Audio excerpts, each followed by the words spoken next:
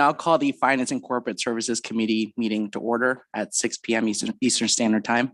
Tonight's meeting is being held with members of the committee, members of executive management team, deputy city clerk, and other council members in the chambers, and members of other members of staff are available if needed.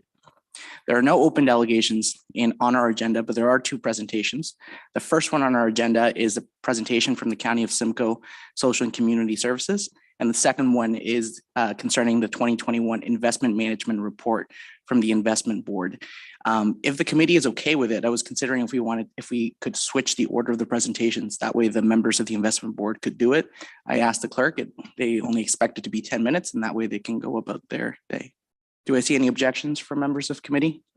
Nope, seeing none. Okay, we will start with the 2021 Investment Management Report. I will now call a member of the Investment Board to provide the presentation.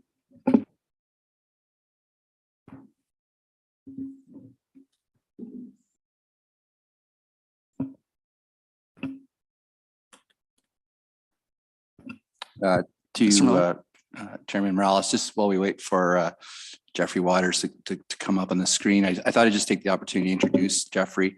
If you recall, you've read the investment report. We created the Prudent Investment Board 3 years ago, and Jeffrey is the chair of the board. Jeffrey's very experienced, over 35 years of experience in investments and large institutional sales. He retired from OMERS in 2016 after 5 years as the principal risk management, overseeing monitoring external and internal portfolio managers. He previously was the vice president portfolio manager at BMO Asset Management.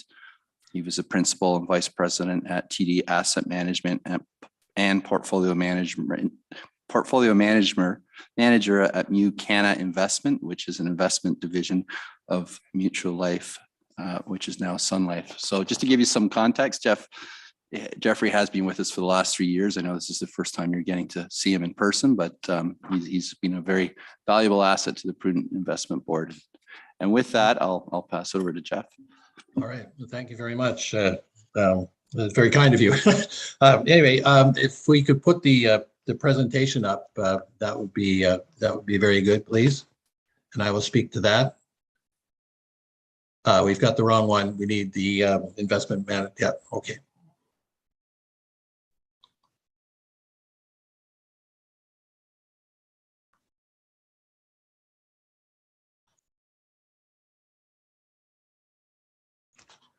Okay, while we're waiting for that, I'm just going to go through what we're going to, there we are, very good. If I could have the next page, please, just to go over quickly over the agenda, and then we can get launched into it. All right, so we're going to do an investment commentary and talk about the performance of the portfolio, a brief market outlook, and then we're going to talk about ESG, which is environmental, social and governance factors, which is something that the council asked us to research and report back to this year. So if I could have the next page, please, just going over the year in review. I will tell you, I was very surprised at what happened last year. And the consumer spending that came through, along with the easing of COVID-19 restrictions, people had a lot of money that they hadn't been able to spend in the previous year. And this drove corporations to have spectacular profits, very unexpected. And of course, that pushed the global stock markets to new highs. But accompanying that with the consumer spending was an acceleration of inflation. We had very tame inflation until we started this year. And part of that was just the supply-demand imbalance. And of course, we had those supply chain disruptions that occurred. Remember what happened with lumber when we didn't have enough lumber for everybody to do their home projects because they had nowhere to go. Then the central banks, both here in Canada and the United States, started taking what they call a more hawkish stance, which is a more aggressive stance. And that has led to them withdrawing some of the monetary stimulus they've done over the last several years to try and combat the economic impact of COVID. And it's also had something to do with flattening of the yield curve, as they call it, which means that interest rates between short-term and long-term bonds weren't very much different. So it didn't really matter where you were in terms of buying a very long-term bond or a short-term bond, you got paid about the same amount. And then, of course, we had a big surge in commodity prices, and that was quite a surprise as well. But I guess not totally unexpected, because when you start pulling more things through to satisfy consumer demand, you have to have raw materials to do that. And of course, then we had some supply chain problems there as well. So if I could turn to the next slide, please, which would be page 4. So here's the equity markets. And as I said, I was quite surprised by the performance of it. The blue line represents the S&P 500, which is the US market, and we convert that over Canadian dollars, so we could compare apples to apples when we look at the Canadian market, which is represented by the orange line, which is the S&P TSX Composite Index. And you can see they're both well over 25%. At the end of the year, the US market did outperform the Canadian one, but they both did exceptionally well. And if I could have the next slide, please. And bonds really underperformed equities. Part of that was pressure from the central banks, taking away some of the monetary stimulus and starting to force rates higher. But you can see some real contrast here, because that bottom dark blue line is the Universe Bond Index, the Canadian Universe Bond Index, which is all bonds, be they federal, provincial, municipal, or corporate. It's everything put together. And they lost over 2% during the year. And that orange line is interesting too, because that's corporate bonds. They did much better. Now, corporate bonds pay a much higher interest rate than government bonds do. This is a fairly broad index as well, but it's mostly quality bonds, and it lost about 1.3%. But that top blue line is a really interesting one. And that's the Bloomberg High Yield Corporate Bond Index. When I was going through all the various years of my career, these are sometimes called junk bonds. They necessarily weren't that, but they had a fairly poor financial rating. And because of that, investors would get paid a lot more interest on the bonds for taking the risk of buying them. Now, the interesting correlation is when the equity markets do well, these high yield bonds tend to do very well. And when you think about it, if profits are going up, and some of these companies are fairly marginal in terms of their balance sheets, are not very strong financially, and all of a sudden their profits start going up, well, that means that those bonds are probably going to be okay, and there's not going to be a default or even a missed interest payment. So that's why there was such interest, and that's why they earned 5.6%. They correlate very, very well with the stock market, not to the same degree, obviously, but certainly in the right direction. And if I can have the next slide, please. Commodity prices, and boy, that top line is what's called West Texas Intermediate Crude, which is a benchmark they use for oil here in North America. And you can see that it's been the top performer, going up some 50+%. And we're all feeling that at the pumps. It started sort of late last year and started creeping through this year, and it doesn't seem to want to go away right away. But it's not only oil; it's also been the agriculture sector, and that's being exacerbated this year by the war in the Ukraine. That they are a big supplier of wheats and grains and oils, agricultural oils, and so that's having an impact going into this year. But last year it was quite strong as well. Also, the metals, again, talking about companies gearing up, trying to meet demand, and commodities using raw materials. The surprising was gold. Really hasn't gone anywhere. And now we're looking at a rising inflation situation. We didn't have it that much last year, but it certainly towards the end of the year started to accelerate. And it's gone nowhere. It's up a little bit this year, but it just doesn't seem to be performing as well, which I don't know if the gold investors are right that maybe it's not, inflation isn't as bad, or maybe we're going to be surprised and see gold go through the roof. But typically oil has some correlation to inflation. So if I could turn to page 7, please, the next page. Investment performance. Now, this is for the total fund. The income that came in from interest and dividend payments was $4.5 million, and that's on assets of just under $250 million, or $267 million. The total return of the fund was 1.61%. And we're going to talk about the three components of the investment portfolio, the three different funds that we have. But if we could turn to the next page, please, which would be page 8, I just want to talk about the asset allocation and make some comments about that. So we're nowhere near done investing this money and putting it to work fully. It's been a very tough 2 years with COVID and markets doing what they're doing. But if I could point out a couple of things, cash and equivalents is at 47%. And that's way above target because we're being very careful how we're deploying the money into the markets. It's a measured response that we're doing every month, but the target for cash will eventually be 15%. But we are allowed a range of somewhere between 10 and 30%, depending on how defensive or how aggressive the investment manager wants to be in the markets. So that will be coming down over the next year. The fixed income, we're at 52%. That's the largest portion of the fund, but the target is 65%. And we are allowed a range of anywhere from 30% of the portfolio to 90% of the portfolio to be there. So we still have some work to do on the bond side. And where we really need to start deploying some more money at some point and getting a little more into it, although we want to be careful we don't hit a market high, is the equity, which is only at 1%. Its target is 20.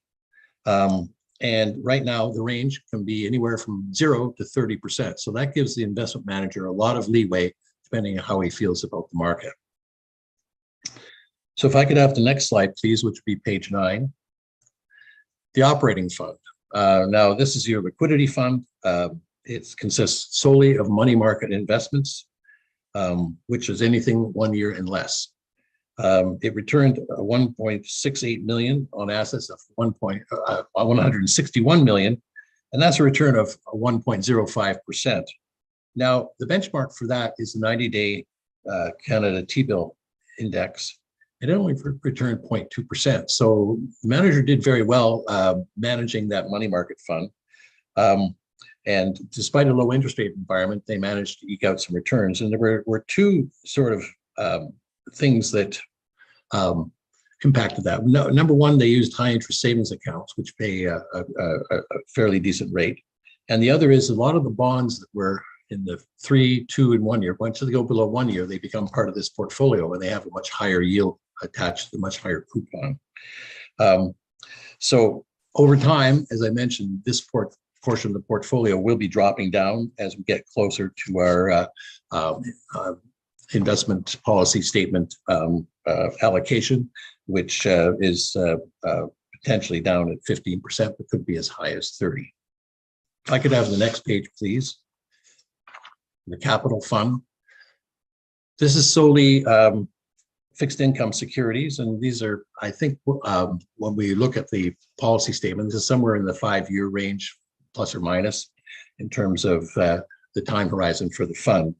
The assets in this fund are $118 million, and we use a 1 year to 10-year aggregate bond index, so it gives the manager some flexibility depending on if he wants to be defensive, he can be more towards the 1 year area, or if he wants to be more aggressive, he can be in the 10-year area. Now, the total return of this portion of the fund was 2.24%, and that is well above the benchmark of 4.1%. Reason for that outperformance, the higher allocation to corporates, and just referring back to that page 5 where you saw the difference in corporate bonds versus just the broad universe bonds. And that's part of the portfolio also had a shorter maturity. So if they're less volatile, the shorter the maturity of a bond, less volatile it is to changes in interest rates. And also there were a lot of higher coupon bonds in there versus the benchmark, which also enhanced the returns. But you can see on the side pie chart here that corporates made up 77% of the portfolio, whereas some of the government bonds made up only about 23%. So it was an emphasis on those corporates that really helped the portfolio outperform. And if I could turn now to page 11, the growth fund. This one's got a long-term time horizon, probably 10 years plus. It's solely equity investments. As I mentioned earlier, we've been very cautious about deploying money into the equity markets. It can be very volatile. And the assets of 5 million are not fully representing our target asset mix, as I mentioned before. The benchmark for this is half of the US market as represented by the S&P 500 and half of the S&P TSX Canadian market. And the total return of this is a whopping 39.2%. And that, again, is way above the benchmark that we measured. And the reason for this was, and you can see it in the pie chart, is that the manager chose to invest more in the US market than in the Canadian market, which was a good decision to make. But also, we had a very beneficial effect from the currency because the US dollar strengthened against the Canadian dollar and also enhanced returns. All right, just turning to market outlook, which would be on page 12, please, the next page. Thank you. All right, so these were topics that were discussed at the last investment board meeting, and our concerns are about inflation and just how far it's going to go. And the question is it going to become embedded in the economy, or is it something that's just transient and potentially will go away? I don't think it's going away anytime soon. Whether it's embedded or transient is a totally different argument to make. Coupled to that, though, is what are the central banks going to do? How aggressive are they going to be at raising interest rates? There's already talk of the Bank of Canada raising their interest rates by another 0.5%, with more to come throughout the year. Certainly, the governor of the Bank of Canada believes that perhaps inflation got a little ahead of him. I would say it got a lot ahead of him, but certainly he's got his work cut out for him going forward. Along with raising interest rates, they also do what's called withdrawing liquidity. They've been supplying a lot of liquidity to the market due to COVID, which means what they're doing is they're buying up bonds, a lot of government bonds, and flooding the market with cash. So there's plenty of money out there to circulating to keep the economy going. The last is the most unpredictable: geopolitical concerns. And you don't know what's going to happen next with the Ukraine war. You don't know what's going to happen next with China being aggressive. And you certainly don't know what's going to happen next with the US political situation going on right now. These are all unknowns, and they're all things that once you sort of get into the see what's starting to unfold, that's when you have to deal with it. But you can't really predict what's going to happen here, and that throws a lot more uncertainty into the market. So, going forward, it's going to be a very difficult market again in 2022. And the investment manager is going to have to keep methodical movement into the market, but do it in a measured way and in a tactical way, so that we keep deploying money. It's impossible to time the market, and I think that's the important thing we all have to remember, is that if you do have an investment plan and you follow it, at some point it really does pay off. All right, if I could turn to the next page, please, page 13, and we're going to talk about environmental, social, and governance factors and integrating that into our portfolio management process. Now, the council did adopt a motion last year requesting that the Finance Department and Investment Board investigate the feasibility of adopting a responsible investment screening process for the investment portfolios of the city. And so we're looking at the environmental, social, and governance factors. And this is reporting back to you. One of the recommendations and one of the things that we believe would be the most prudent thing to follow would be the adoption of the ESG integration framework as developed by the CFA Institute. The CFA Institute has been around since the 1960s. I became a member of it in 1981 and got my charter in 1984. They do major research, and all of it is peer reviewed. So it is very good research. In fact, we also use the CFA Code of Ethics and Standard of Professional Conduct in our investment policy statement for conducting our business to make sure that we are acting in an ethical and fair manner in managing the city's finances. If I could have the next page, please, it should be page 14. Thank you. All right. So what we're trying to do is take the traditional financial analysis that we do for analyzing stocks and information from an environmental, social, and governance standpoint, and trying to put them together to come up with our security selection and our portfolio construction that we do. Now, all companies, sectors, and countries in the investment universe can be bought and sold in this program. We're not excluding anything. What we're focusing on is lowering risk and enhancing returns. And a lot of the ESG factors are a lot more long-term than they are short-term. For example, if a company is doing the right things in trying to minimize its environmental footprint, at some point that's got to pay off for them very, very well. It might not be immediate, but it will be there.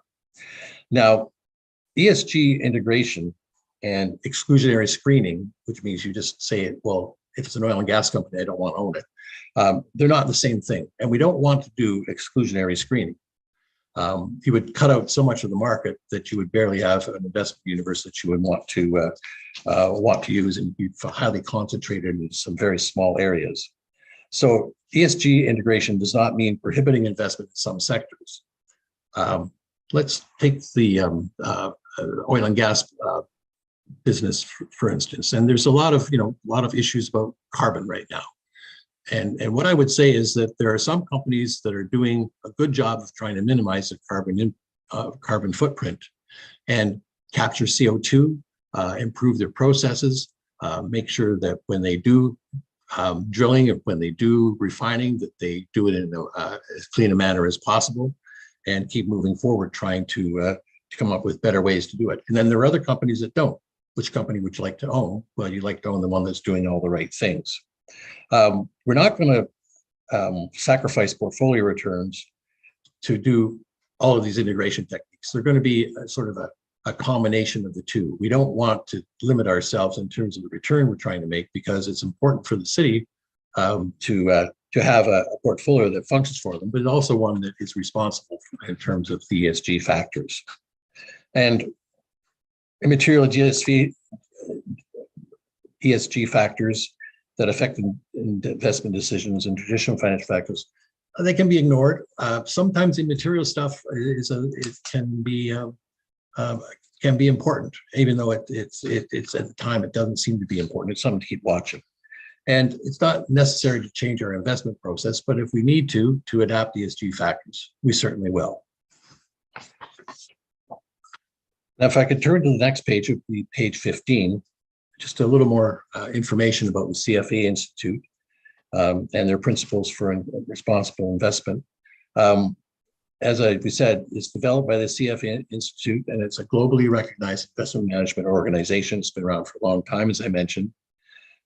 They have designed their ESG integration technique to be quite flexible and all-encompassing, holistic. And they use various ESG techniques that are specific to firms and to industries. Not every industry is the same. A bank's not the same as an oil and gas company or a mining company. And the principle that say is that one criteria is not necessarily good for all. So certain industries will have certain criteria that you might want to look at, be it their impact on a society or an indigenous group, whether drilling or mining or building a factory, so it's, you have to be fairly selective and tailor your ESG factors to each industry. And as we develop this process more and more, and we start refining it more and more, we'll be bringing in more factors and techniques into the process as we bring it on. And that is the investment report for 2021. And I'd be happy to entertain any questions that you have. Thank you for the presentation, Mr. Waters. Are there any members of committee that have any questions for Mr. Waters? Acting Mayor Ward, go ahead.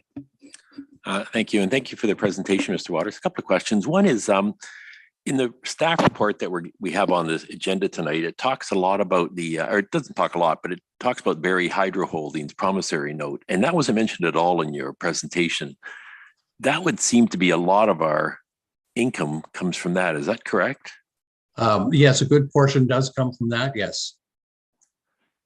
How much of the $4.9 million in income, or was it 4.9? I can't remember now the figure, but I would have to turn to the investment manager for that. I don't have that information in front of me. Terry, do you have that? Or Craig? Mr. Miller, go ahead. Through you, Chairman Morales. I'll ask Thierry's online, so I'll ask him to come up. Through you, Chair Morales, to Deputy Mayor Ward. It's about 800,000. So it's a 20 million promissory notes, and it's about 800,000. Okay, thank you.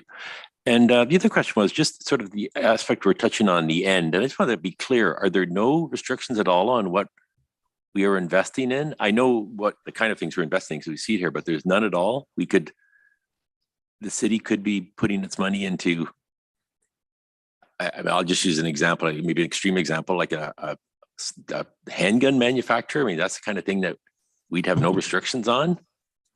There aren't, as far as I'm aware, there are not any restrictions on our investment plan on that, but it is something that I think when you look at the society impact of that potentially would be an investment that the city would not want to hold, or the investment manager would not want to hold either. But there is no actual restriction in there. If I could just tell you a bit of a funny story about a client I once had.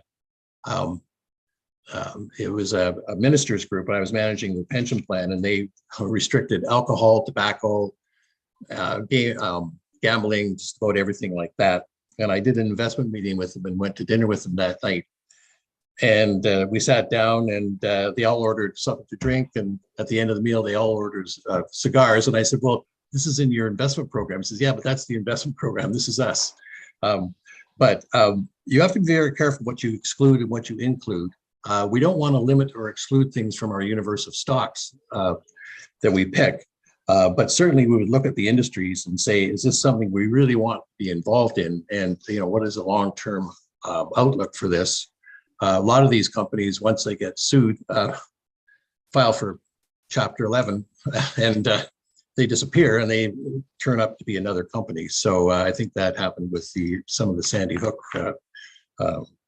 lawsuits. They eventually just evaporated the company and moved on. I hope that answers your question.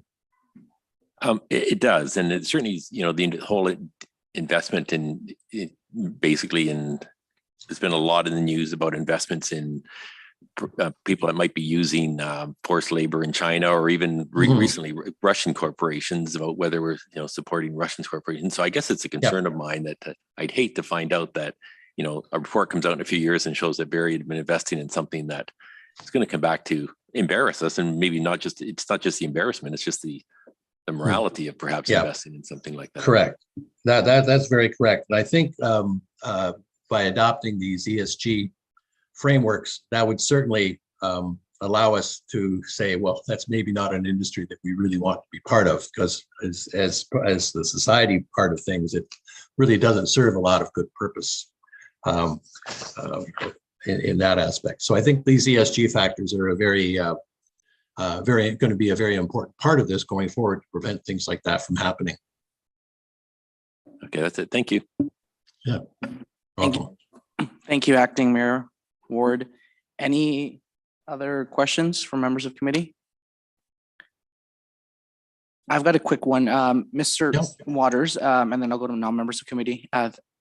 Mr. Waters, do you know how the investment board right now is considering exposure to specifically REITs?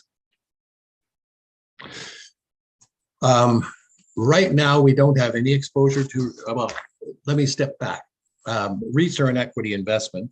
And currently, because of the size of the portfolio we have currently, the most efficient way to invest it is to buy what are called exchange traded funds, or ETFs.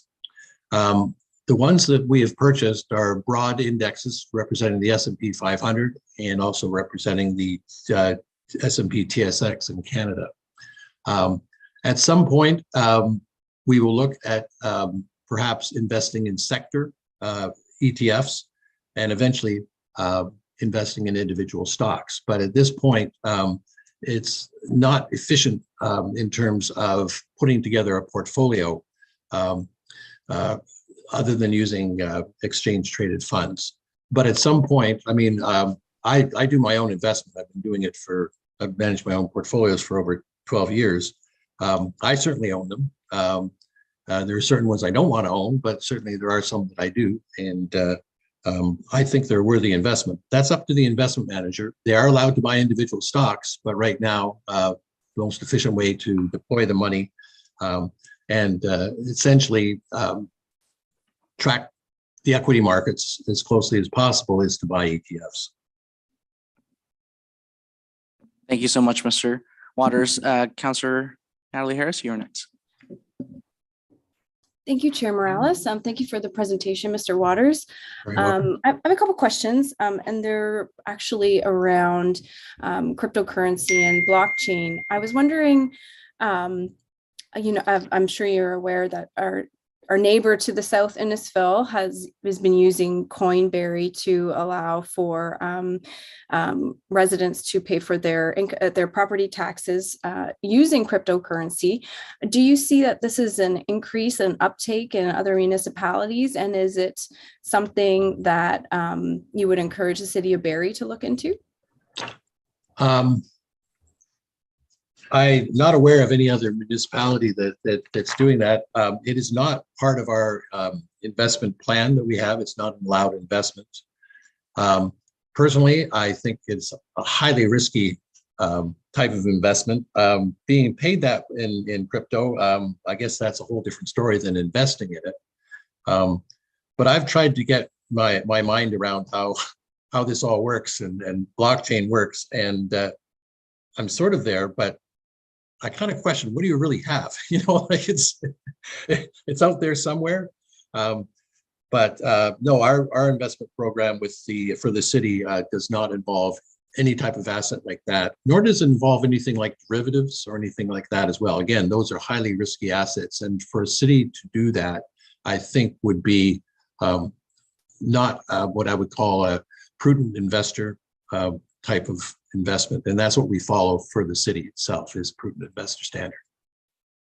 Okay, so a follow up then. Are you aware of any like Canadian municipalities that would maybe offer like micro bonds through cryptocurrency and that blockchain? I guess I'm just trying to start that conversation around this is definitely an important conversation with blockchain and cryptocurrencies. Yes, there's a lot of different, it's very volatile, very risky, but I really would like to see the city of Barrie bring it more into the conversation, because we are obviously looking for ways, of course, to increase our revenue and our income. So have you heard anything about that? I know it's something that's more popular in the States, that they do offer these micro bonds. Yeah, okay. I have not heard of it to my knowledge. And I will say that it's not an area of my specialty, but I certainly have not been aware of anything like that occurring in Canada. And there are various stories down in the US of things being done along that line, but they tend to be a lot different than we are sometimes. They're not quite as, we're fairly conservative here and always have been. Okay, that's great. Yeah, no, I'll do further research kind of on my own as well, and talking with Mayor Lynn Dolan about that as well. But thanks. I just kind of wanted to see where that was on the radar with respect to conversations, and that's good to know. Thank you. Very welcome. Thank you, Councillor Natalie Harris. Any non-members of committee have any questions regarding this presentation? Okay, perfect. Mr. Waters, thank you so much for the presentation. I think a good quick summary of this is the city of Barrie is very glad we didn't just leave it in a savings account. So thank you for your work. Thank you for the committee's work. And we look forward to seeing the future growth of these monies. Thank you. So at this point, thanks. At this point, we will move up agenda item 5.1, report of the investment board dated March 30th, 2022, concerning the 2021 investment management annual report. So the committee and members of council can also ask questions of the report right now, and we can handle them together. Could I have a member of the committee place the motion on the floor? It's 5.1. Put on the floor by Councillor Thompson, seconded by Acting Mayor Ward. And I'm just going to read it out loud. 5.1.1, 2021 Investment Management Annual Report. That the report of the investment board concerning the 2021 investment management annual report approved by the city's investment board on March 30th, 2022 be received for information. In section 2, that the environmental, social, and governance integration framework in Appendix B of the report to the investment board dated March 30th, 2022 be adopted. There's also a section 3 tucked in here that the following statement be added to the investment policies statement under section 4.1 investment principles. A, material ESG factors and traditional financial factors are identified and assessed to form an investment decision. And the acronym ESG stands for environmental, social, and governance. So that's on the floor as read out loud. Do we have any questions or comments from members of committee? Nope. Any questions or comments from non-members of committee? Nope. Okay, seeing none, all those in favor, please indicate. None opposed. Okay, that passes unanimously. And thank you again to the presenter for that. So does anybody have any questions on, and I'm just going to ask the city clerk here quickly. Sarah, that would have been for 5.1, correct? No, it's item 6.1, Chair Morales, the first quarter internal audit status report. Perfect. Okay. So we're just going to shuffle one more thing here. 6.1 being the 2022 first quarter internal audit status report. It's being received for information. Do any members of committee have any questions now? Again, same thing about timing. That way staff can just time things a little bit better. If people have any questions for Ms. McGregor, who's here in the back, happy to address. Any questions? Non-members of committee, do we have any questions? Ms. McGregor, do you have any comments? None. Okay, perfect. Okay, so seeing no questions from members of committee or non-members of committee, it's just being received for information. Do we need to put it on the floor? So I'll have somebody from committee do that. Moved by Councillor Thompson. And okay, it's on the floor. Anybody have any questions or comments? Seeing none, all those in favor, please indicate.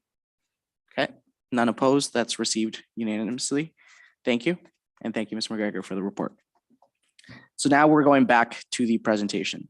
Remaining presentation is concerning the County of Simcoe Social and Community Services. Just before I call up a representative from the County of Simcoe to provide the presentation, I've been informed this is their first presentation of a couple to come. So they will be providing a follow-up presentation at another date. Just letting members of committee be aware before they have they start their presentation. So I will now call upon a representative from the County of Simcoe to provide the presentation at this point. Mr. Bishop, the floor is yours. Okay, thank you, Chair. Good afternoon, committee. And I just wanted to introduce myself. I'm Greg Bishop. I'm the General Manager of Social and Community Services, as you know, with the County of Simcoe. And with me today is Arvona Zouir. She's our Director of Social Housing, and Wendy Hembrough, our Director of Community Services. I'd like to thank you for inviting us to present regarding the scope of our system delivery throughout the county, and in particular, the services in the cities and Barrie in particular, as well as the service data for social services. And we're going to focus on housing and homelessness. But I would be remiss in not mentioning two other big areas of the Social and Community Services Division, and it is Children's Services and Ontario Works. But it's our understanding that housing and homelessness is of particular interest to the committee, and we're happy to follow up with any other questions related to the other service areas another time. But I will touch briefly on Children's and OW. And as you mentioned, my colleague with respect to long-term care and or paramedics, Jane Sinclair, would be happy to come and speak to that portion if that's the interest of the committee another time. So if I could just ask for the next slide to come up. Thank you. So just in terms of a bit of scope and context, as the committee may know, in the early 2000s, actually late around 1999, there was a transition of service realignment, and through legislation, the County of Simcoe was one of 47 designated service managers for social services delivery in the region, and that includes the cities of Barrie and Orillia. So we can comment in future slides around the cost sharing for the particular services and the service data. But just as a quick refresh, Ontario Works includes employment and income supports. Housing services is social housing. So there's a social housing portfolio that was transitioned back in the service realignment from the province and has grown to include some affordable housing programs as well as homelessness services and prevention. And then the early learning and childcare system management, which also includes childcare fee subsidy. Next slide, please. So just in terms of cost sharing breakdowns for this social services division, and we'll get into these in a bit more detail in terms of what nonprofit and Simcoe County Housing Corporation consists of. But from a cost sharing with the cities and the county, the nonprofit housing provider system and the Simcoe County Housing Corporation, they both deliver rent geared to income social housing, and that is cost shared based on weighted taxable assessment, which in this case is 25% for the city of Barrie, 5% in Aurelia, and 69% in for the rest of the county. And that's just a bit of rounding on my part. Ontario Works is cost shared based on applicant where they reside. And so that, and that is also the same for childcare fee subsidy. It's based on where an applicant is living and where they apply for assistance. And we track those caseloads through our systems. And then there are some parts of the broader childcare system service management that in terms of provision to childcare operators, that is also based on weighted taxable assessment.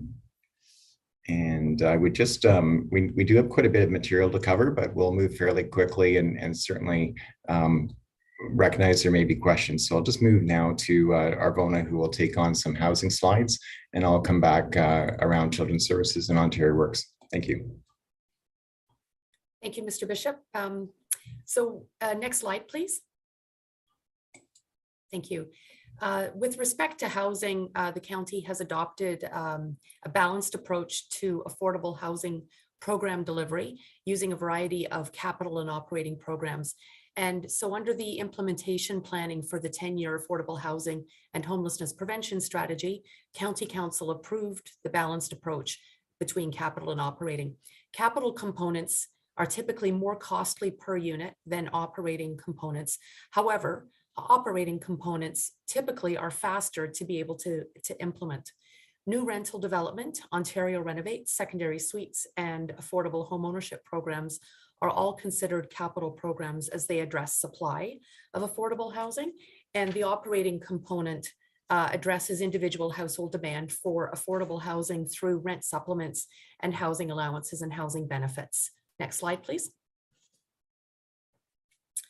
In the historical social housing system, which Greg referred to in one of his opening slides, 49% of the overall system units across Simcoe County Housing Corporation, nonprofit, cooperative, and Indigenous housing providers are in Barrie. And drilling deeper into that breakdown between SCHC, Simcoe County Housing Corporation, and nonprofit providers, the proportions would be 23% and 63% respectively, as you can see on your slide. One way that the county assists nonprofit providers is through its capital repair loans program. As of December 31st of 2021, 8 of 24 community housing providers across the county have entered into a capital repair loan with the county, totaling just over $13 million. And of those total loans provided, approximately $7.4 million was allocated to support 3 community housing providers within the city of Barrie, which equates to approximately 56% of the total loan allocations. Next slide, please. With respect to affordable housing unit creation, done since the onset of the 10-year affordable housing strategy in early 2014, and using categories that you can see on your slide of rent supplements and housing allowances, affordable homeownership, funded secondary suites programs, and new rental development. So given those 4 buckets of affordable housing program delivery, the blue bars on your slide represent City of Barrie, and the orange bars or the yellow bars indicate elsewhere across the county, including Aurelia. So you can see that Barrie's portion of unit creation in all of these buckets compared to the county portion ranges from 28% in new development up to 62% in funded secondary suites program. The percentage of rental development new units will increase given the current and subsequent years of projects that have been approved and are already underway or are in the design phase. Next slide, please. So now taking a closer look at federally, provincially, and municipally funded rental development and supportive housing way back before the 10-year affordable housing strategy was approved. So going back in time since the mid-2000s, between 2004 and the current timeline, 8 out of 25 projects have been completed in Barrie of new rental development. That represents 32% of the county-wide total. For supportive housing, that's affordable housing. For supportive housing, 33% of all completed projects are in Barrie currently. And this actually reflects 42% of the overall unit count across the county for supportive housing. And I will also say that we've actually started counting supportive housing separately from affordable housing during the pandemic, given the increased attention to the need for supportive housing that was spotlighted through the pandemic. And if I can ask you to go to the next slide, please. In addition to the affordable housing and the supportive housing information on the previous slide, there are also an additional 6 units of supportive housing underway at Lucy's Place. And there are 2 other projects identified in Barrie, one for affordable housing and one for supportive housing, as you can see on your screen. With the addition of the supportive housing units that we have underway, the percentage of supportive housing units in Barrie will actually increase to 60% of the overall county total. As well, the upcoming SCHC, Simcoe County Housing Corporation affordable housing build in Barrie will create a minimum of 150 units. Now, we've only done very preliminary draft site design, but it was completed in order to be able to proceed with the acquisition of the property, and I can confirm that demolition has been completed. Further design will come forward and be brought to County Council in later 2022. In addition to what you see on your screen, the county is continuing to explore other opportunities to create supportive housing with an initial focus on the City of Barrie, and that was approved by County Council under confidential items. It is anticipated that follow-up reports will be brought forward to County Council with further information in the near future for consideration. Next slide, please. Now, as you can see on this slide, it's a very busy slide with lots of dollars on it. There are a range of federal, provincial housing funding streams that come with very intricate and detailed program guidelines and or have very robust and prescriptive legislation to tell us how we have to spend the money. We use the municipal funding to be able to augment services, building on best practices that we learn under our federal provincial programs. And of course, going with County Council direction and getting input from across the county.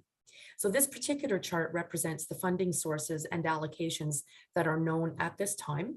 The federal funding portion ranges from 81.5% to 88.1% during these 3 years, with municipal funding therefore ranging from 11.9% to 18.5%. And again, those allocations are made in accordance with federal provincial funding programs.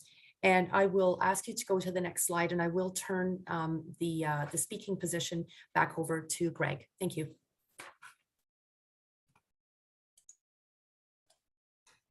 Thanks very much, Arvona. So with respect to children's services, some stats are noted here with respect to the size of the overall system, which does now include, in addition to the childcare licensed childcare also includes early on child and family centers, which were transferred to the municipal service delivery agents, the 47 of us back in 2018. Just a couple comments. We do receive funding similar to in housing, as well as Ontario Works and Homelessness.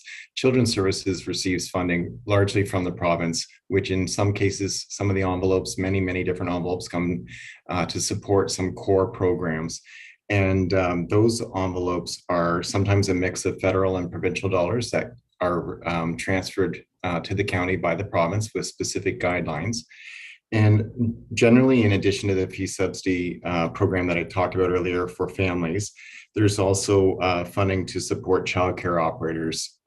So examples would include general operating funding, wage enhancements for staffing, as well as program supplies, and also capacity building, professional development to support quality in the system. So those are just a few examples of the broader childcare piece. And if I could have the next slide, please. And just as a quick reference, we did see a slight reduction in childcare fee subsidy caseload during the pandemic, but we are noticing a pickup as the economy has recovered and certainly reopened. So those stats in 2022 are more obvious in terms of the turning point back to normal numbers. We're around 1,375 children served as of last year and 1,000 families. And I would just note that there are also some stats that would include the broader all children in a center that are not specific to the fee subsidy program, but are part of the programming based on our calculations to support the general operating, so that we have a really strong early learning and licensed childcare system for families in Simcoe County, including Orillia and Barrie. And I'll just move to the next slide, please.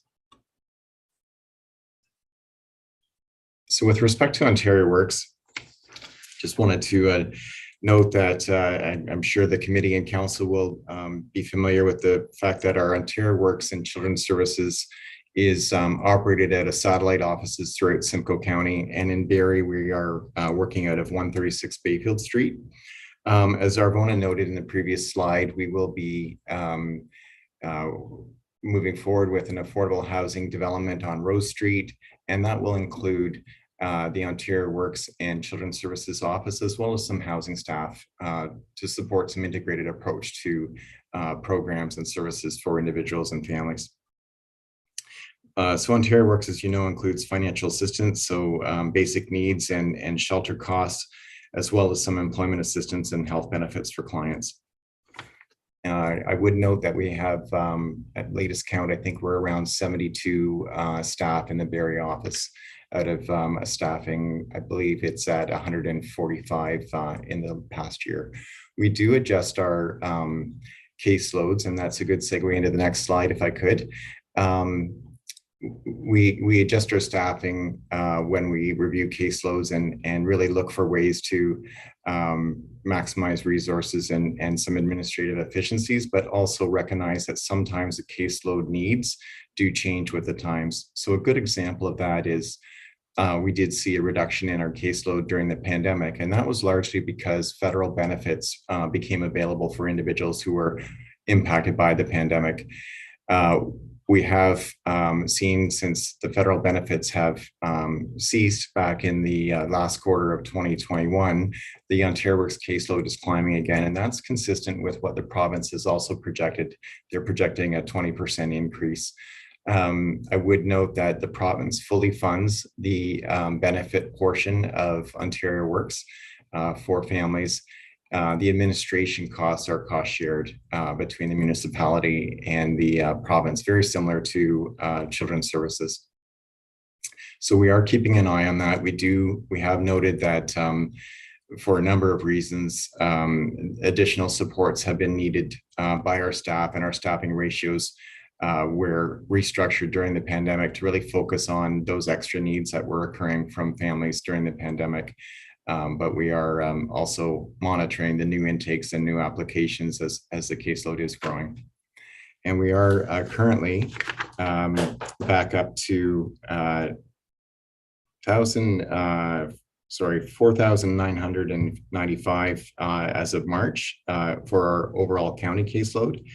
And then we're at 1,975 cases in the city of Barrie at this time. So if I could move to the next slide.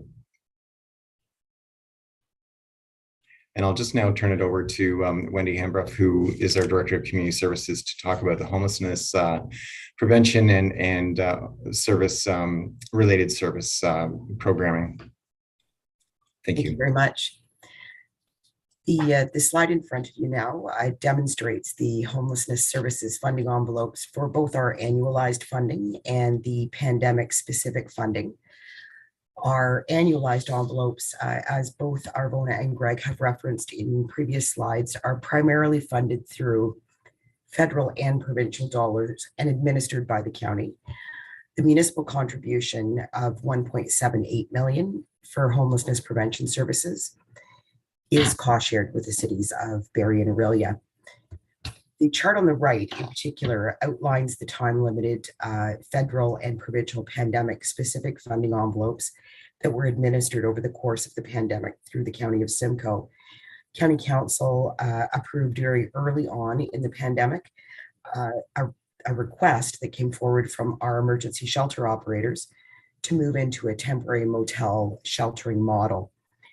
The pandemic-related response of that model certainly aligned with public health guidance as a best practice for vulnerable populations, and it has been framed around key participation and partnerships with a range of stakeholders, including such stakeholders as shelter operators, municipal staff, mental health services, County of Simcoe paramedic services, public health, and many others. The COVID funding has been 100% federal and provincial, while our annualized homelessness funding has ranged from 79.4% to 81.5% federal provincial, with about an 18.5 to 20.6% municipal funding over the span of a 3-year period. Next slide, please. This chart here, and it's always a question mark that comes up when we report on shelter beds used. Our reporting requirements for federal and provincial funders reference bed nights rather than unique individuals served. So bed nights refer to the number of nights a shelter bed was occupied. Since March of 2020, shelter beds in the system have increased by close to 70%. Through the implementation of the temporary motel shelter model. In the city of Barrie, there are currently 229 shelter beds, which represents a combination of beds in the temporary motel shelter model, as well as those beds for the operators that are continuing or have returned to their home-based congregate settings. This represents an increase of 79 shelter beds from pre-pandemic levels. Public health capacity limits have really significantly impacted the ability for our shelter operators to operate at their pre-pandemic capacity limits within their congregate settings. And these capacity limits are not lifting as of April 27th. So at this point in time, those congregate settings are still operating at their reduced infection prevention and control guidelines as defined by public health. As I'm sure that that many members, if not all members of community are aware, the inflows to homelessness over the course of the pandemic have been driven by factors such as economic impacts, job loss, early release from incarceration as a response to the pandemic, an inflated private real estate resale market affecting private rental accommodations, and certainly increased market rents. County staff is actively working with our shelter operators, two in the city of Barrie and one in Midland, who are currently operating from a temporary motel model, to transition from that model to their congregate settings. There will be more details available in the coming weeks with respect to supports for the number of individuals that are beyond the capacity limits of those home shelter settings. Next slide, please. This slide demonstrates the combined data from the 3 funded service providers who deliver our Housing First program. In 2021, the Housing First service providers housed 21 individuals and supported another 109 individuals to maintain their housing, both with and without subsidies.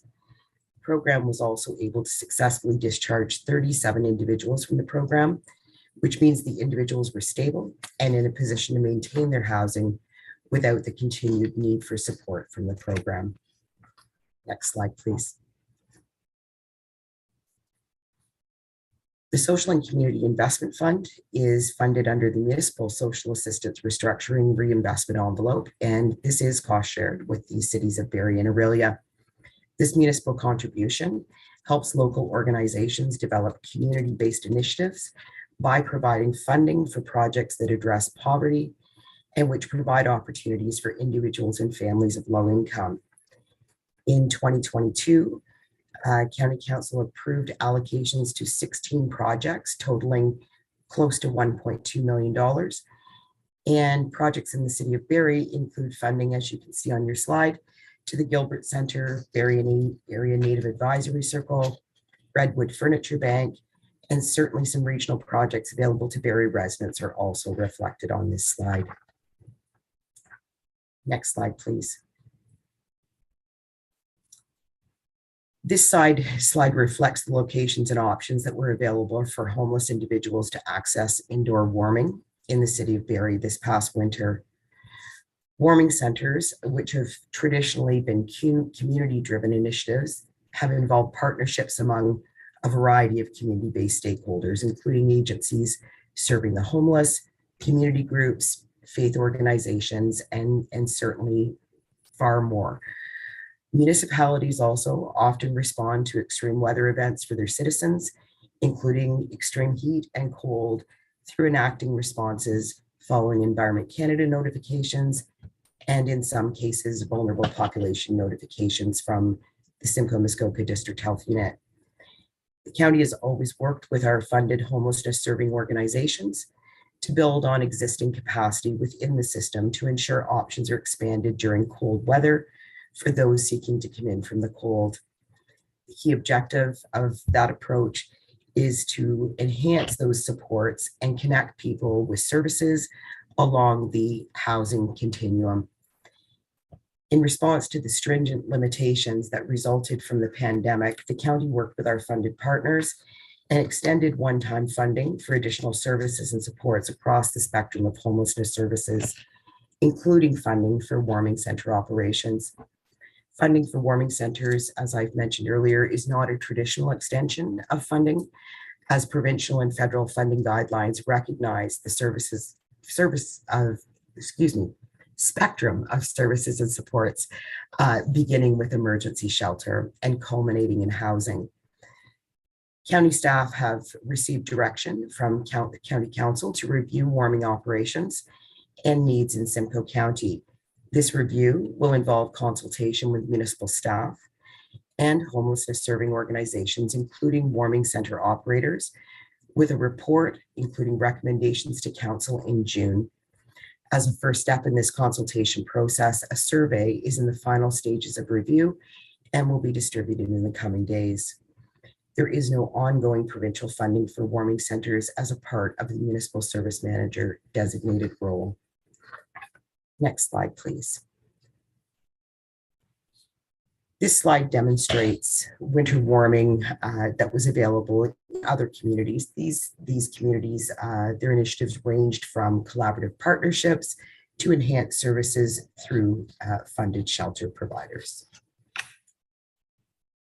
Next slide, please, and I will turn things back over to Mr. Bishop. Thank you. Thanks very much. And just final slide, just to wrap up a few pieces of council directed leadership and sort of signaling things going forward. Wanted to just recognize certainly that the 10-year affordable housing and homelessness prevention strategy, which runs from 2014 to 2024, It was and is a very significant undertaking, and it has resulted in significant strides. I think we're at 94% of the overall target, which is 2,500 new units. Having said that, certainly County Council and staff have certainly indicated as well that there's a recognition that local communities are experiencing a growing need for affordable and attainable housing to crisis levels, really, which are being felt across the province and in many cases the nation. Staff do participate in provincial working groups and certainly interact with our peers on a regular basis in other municipalities, and this is a growing crisis. Having said that, County Council has chosen through various means to advocate to higher levels of government for continued and increased support for local needs.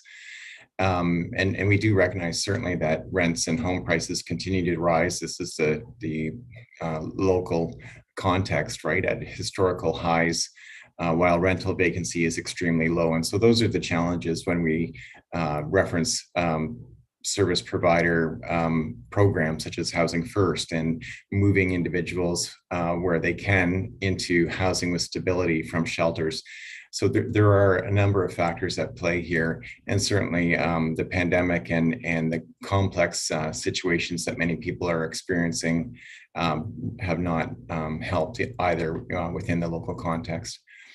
So I would just also say that the county is currently gathering information and planning for a comprehensive local needs assessment as a precursor to the work that's going to be required to bring forward another 10-year strategy. Having a 10-year affordable housing and homelessness prevention strategy is a requirement by the province, and certainly something that has significant support by our governing body, the county of Simcoe. And we would, even if we weren't legislated, I think there would be a real interest in an ongoing plan and review to address the crisis. We're also, through our planning department, working on some approaches with respect to analysis and some best practices with respect to the attainable housing side of things as well.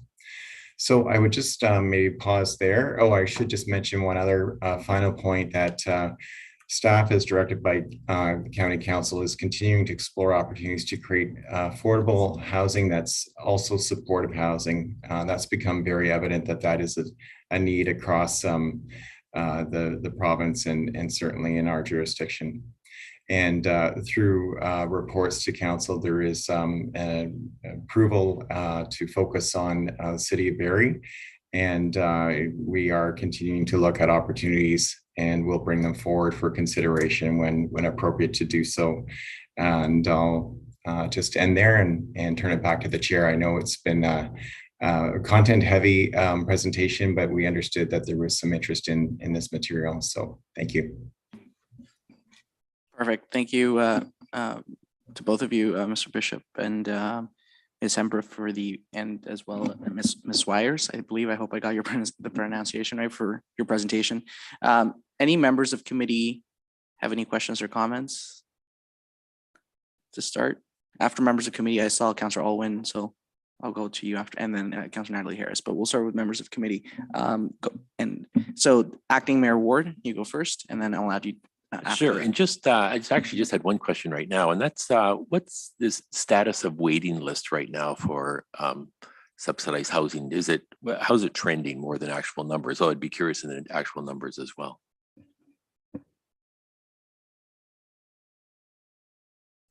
Arbona, you'd be best to speak to it. I can speak to it, but I believe you'd have the detail. Thanks. Thank you for that question, and through the chair to the acting mayor.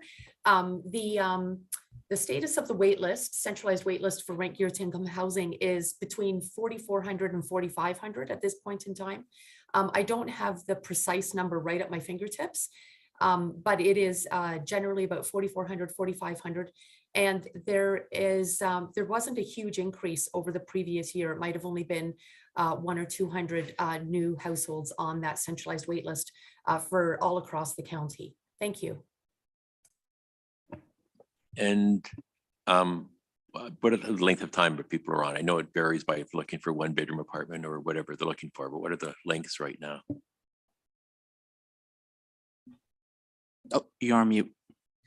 I beg your pardon. And again, through the chair and in response to your question, it really varies on location. We have some smaller communities that have very limited parking, and they tend to have a lot faster of a time to get in. Maybe somebody might be looking, at just 3 years.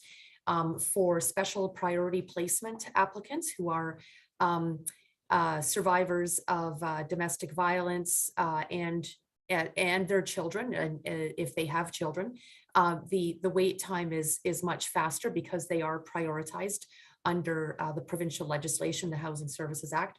And a wait time in the city of Barrie is much longer for people who are on a chronological wait list. I believe the last time I saw that I looked into the report on this, the average wait time for all across the county for chronological was in the neighborhood of 5 to 7 years. But again, the deviation from that, depending on area to area, can be so huge that it's challenging to provide that number because it is such a variation all across the county. And the last question, is that longer or shorter than it would have been three or 4 years ago? Is waiting time getting longer or shorter? Anecdotally and off the top of my head, I believe it is slightly longer, and I could come back and provide that information through Barrie City staff to be disseminated to the rest of the committee if it should please the chair. Okay, yeah, thank you very much. That'd be very nice. Thank you. Perfect. Thank you to both of you. Anybody else from committee? Maybe get inspired by questions. Go ahead, Councillor Jim Harris. Yeah, thank you, Chair Morales, and thank you to the presentation.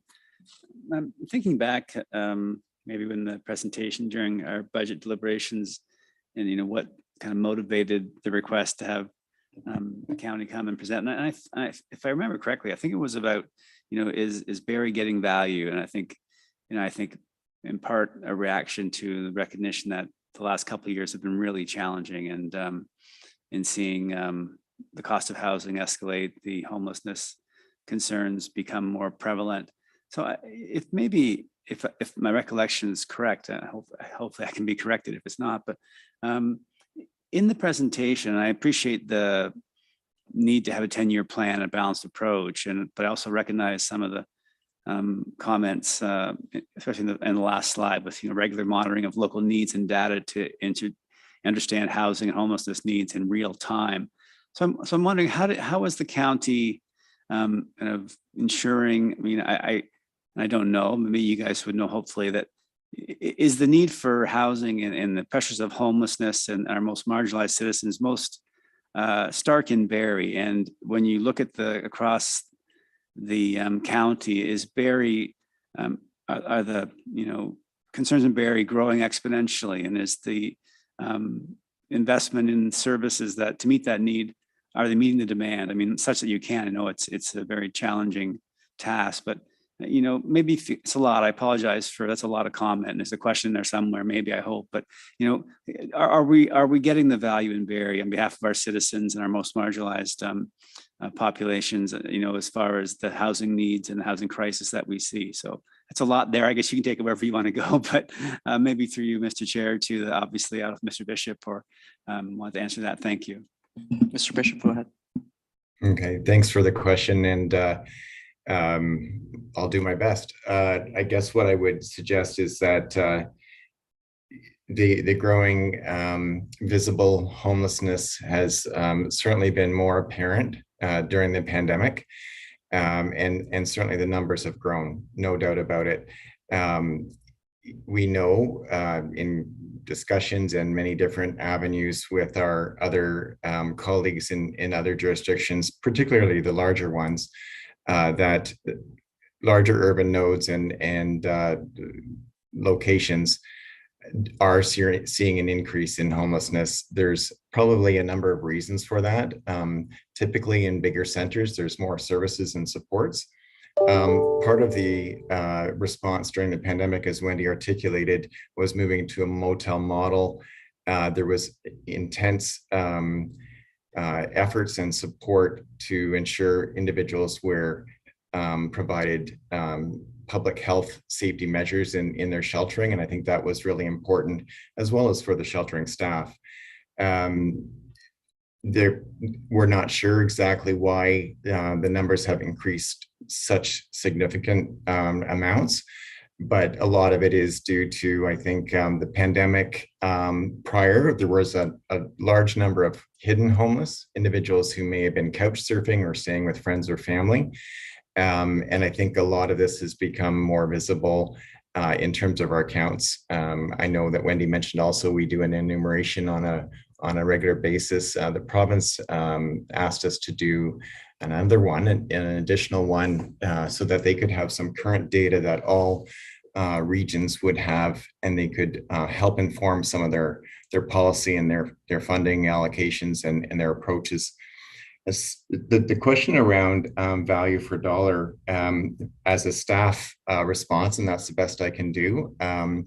I would believe that, and certainly any of this work that we've described today has been council approved and council directed, but many of the programs are also provincial in terms of funding and guidelines. But there are a number of approaches that have been taken, and certainly we are responding in areas where the need is reflected the most, and in particular for the homelessness section or portion that is in the city of Barrie. We have 4 homeless shelter organizations that are funded certainly pre-pandemic and during the pandemic. And in the county as a whole, there are 6. We did expand services to other where we could to mitigate the fact and avoid individuals who are homeless in neighboring smaller communities and coming forward. So as an example, in Collingwood and in South Simcoe, there was some new partnerships created with some pandemic related funding to provide some sheltering in motels as well earlier on in the pandemic. And I guess I would say there are some examples of newer work to the service system management role that is not part of the original scope of transferred responsibility from back when I talked about the service realignment in the early 2000s. And that's with respect to the recognition of housing being so critical from a housing stability perspective, but for individuals who are experiencing complex needs, in many cases, to be successful in their housing tenancy, supports are required. And so County Council has endorsed, and certainly staff have tried to make the best use of available provincial and federal funding to pursue some of those initiatives. And so there's one example on Tiffin Street in Barrie, expanded numbers of units at Lucy's Place. And then on the broader, perhaps further down in the continuum of housing, affordable housing creation on Rose Street. And so where we can, we've certainly, I believe, and I'm speaking also around County Council, has taken advantage of timing and opportunity and location. And sometimes it is difficult to do all of those things at the same time. So I guess what I would say is we do have affordable housing as an example in Aurelia that's underway, Bradford as well, and certainly Barrie's in the queue. But we are always looking at strategic opportunities for real estate where it's suitable for both affordable housing and also partnerships around supportive housing. I would note, though, that supportive housing has not been traditionally funded through the municipality, but there have been certainly partnerships and the will of local government to partner with the federal and provincial levels to address the emerging and urgent needs. It's a long answer to your question, but I appreciate that you did give me a bit of leeway, recognizing it might be a difficult question to answer. Thank you, Councillor Harris, and through back to the chair. Thank you, Mr. Bishop. And maybe just one follow-up, and thank you for the answer.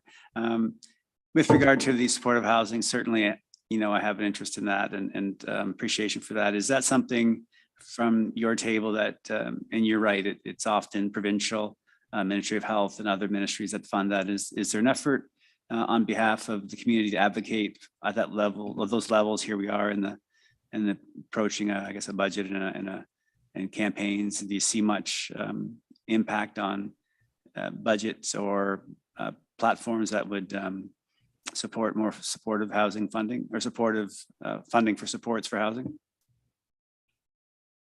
Yes, Chair to Mr. Bishop, sorry. Mr. Bishop. So what I would say to that is I think any advocacy to other levels of government recognizing the need is I think I would say helpful and useful. I know our own, the warden did send correspondence recently. I know when we've had AMO delegations with ministers pre-pandemic and certainly during the pandemic, that has been something that's been raised. It's also been raised through our association, the Ontario Municipal Social Services Association, as well as AMO. Definitely, I think it's an important piece. And I would note too, I guess back to the earlier question around value for money, and I know certainly committee and council here is aware of this, but there is representation and direction received through county council and certainly informed by Human Services Committee, of which the cities do have representation. And certainly we're very grateful for the involvement from those representatives, as well as the Affordable Housing Advisory Task Force, which is a committee of council to help move the 10-year strategy forward, and certainly recognize that many of the challenges that we've identified are rooted in, some of the solutions are rooted in that 10-year plan. And I hope that's helpful. Thank you. Thank you. Thank you, Mr. Chair. Thank you, Councillor Harris. Okay. Any members of committee? No questions were inspired. Okay, so I've got everybody, all attendees from non-members of committee. So we'll start with Councillor Alwyn and then move down the list. Thank you, Councillor Morales, and thank you for the presentation, Mr. Bishop, Ms. Hembrough, and Ms. Weers. It's good to see you. I do have a couple of questions. The first question is based off of slide 7. Slide 7 really stuck out to me. So that was the slide where we saw the federally, provincially, municipally funded affordable rental and supportive housing development since 2004. And I was struck by, frankly, how few units have been constructed across the city of Barrie and across the county since 2004. There were 207 units in the city of Barrie of affordable rental and 18 units of supportive housing. Those are shockingly and sadly low numbers. I'm wondering if you can speak to what you would attribute that to. Is that just a result of these programs being downloaded onto municipalities and municipalities not having the fiscal capacity to fund capital investments? Great questions, Councillor Alwyn. Any of County of Simcoe staff? Whoever is best able to answer this. If I could start and then turn to Arvona, if you don't mind. So I guess, yes, absolutely. Capital rental development is certainly costly and does take some time to result in active units. I will note, I've been around for 31 years, but in this context, but I have not seen the amount of growth and rental development through the Simcoe County Housing Corporation to the extent that it has been since 2014, I think, is when the Brook Street location, the additional units were opened up. And from then it's just carried on. And I just wanted to point out that some of those capital, I believe some of the decision-making as informed by staff reports to county council really is around timing and opportunity. So in Collingwood, as an example, we built where we could rationalize and take advantage of a really large footprint of property that was downloaded to us from the province. And that took 30 townhouses and turned it into two mid-size buildings that house 147 individuals. Wasaga Beach was the result of a municipal call for proposals where many municipalities submitted opportunities, including Barrie, but it ended up being the best location of donated land for a number of factors that were weighed out to provide housing. And then there were a number of other potential real estate opportunities that came up. All the while looking, I can tell you that from a staff perspective and our real estate team, we've been looking in Barrie for quite some time. And certainly when the Rose Street property became available, we worked with our colleagues at corporate services to pursue that and seek approval and direction from council, which was great. I guess I would just say that the other note is the balanced approach that Arvona mentioned. Sorry, I'm out in Midhurst and there's dirt bikes driving by. The balanced approach that Arvona spoke about not just includes capital rental development, but there's also the operating funding that we receive through federal and provincial and municipal dollars as well. And that helps with immediate needs for individuals and applicants. So many of them are portable rent supplements that they can use to meet that gap between what they can afford and what the rental amount is. And so while it takes time and money for capital, there's also those approaches and mechanisms in play. But I guess to your point, I would say humbly as staff that yes, increased investments in both those areas would be greatly appreciated and needed from other levels of government. Thank you. Any follow-up, Councillor Alden? I don't know if Ms. Spears was going to chime in there or not. I didn't want to cut her off. Sorry about that. Yeah. Go ahead. Only to add to what Greg was saying, and that is I referenced provincial guidelines. So when we get provincial guidelines to help us allocate federal provincial funding, the guidelines permit in general up to $120,000 or $150,000 per unit for capital construction. So, but we can do a rent supplement for that will help a family over a course of a year, give or take, depending on whether it's a deep or shallow subsidy. We can do that for about $5,000 and we can turn it around a lot more quickly. So just to give some context to Greg's comment about the balanced approach, that's the kind of decision-making process we have to go through. And when we have a new federal provincial funding allocation, we bring it always to county council for direction on how to spend it. And we typically would be quite transparent in how we present that to council so that there can be really informed decision-making. The one last point I'd make is that the last time we held an RFP for third-party development and we didn't use it in-house for Simcoe County Housing Corporation was in 2016. And we had, if I recall correctly, we had approximately 16 applications from third-party developers, of which only maybe 2 were disqualified because they hadn't followed the guidelines in our RFP evaluation requirements. And out of them, we were actually able to fund quite a few different units because we ended up having an extra allocation provided to us, and the province knew that we were in it poised and shovel ready with some projects to go. So being prepared and having that kind of preparation in advance is always helpful as well. But that just gives you a little bit of context for why large scale construction takes a long time and it costs a lot of money per unit.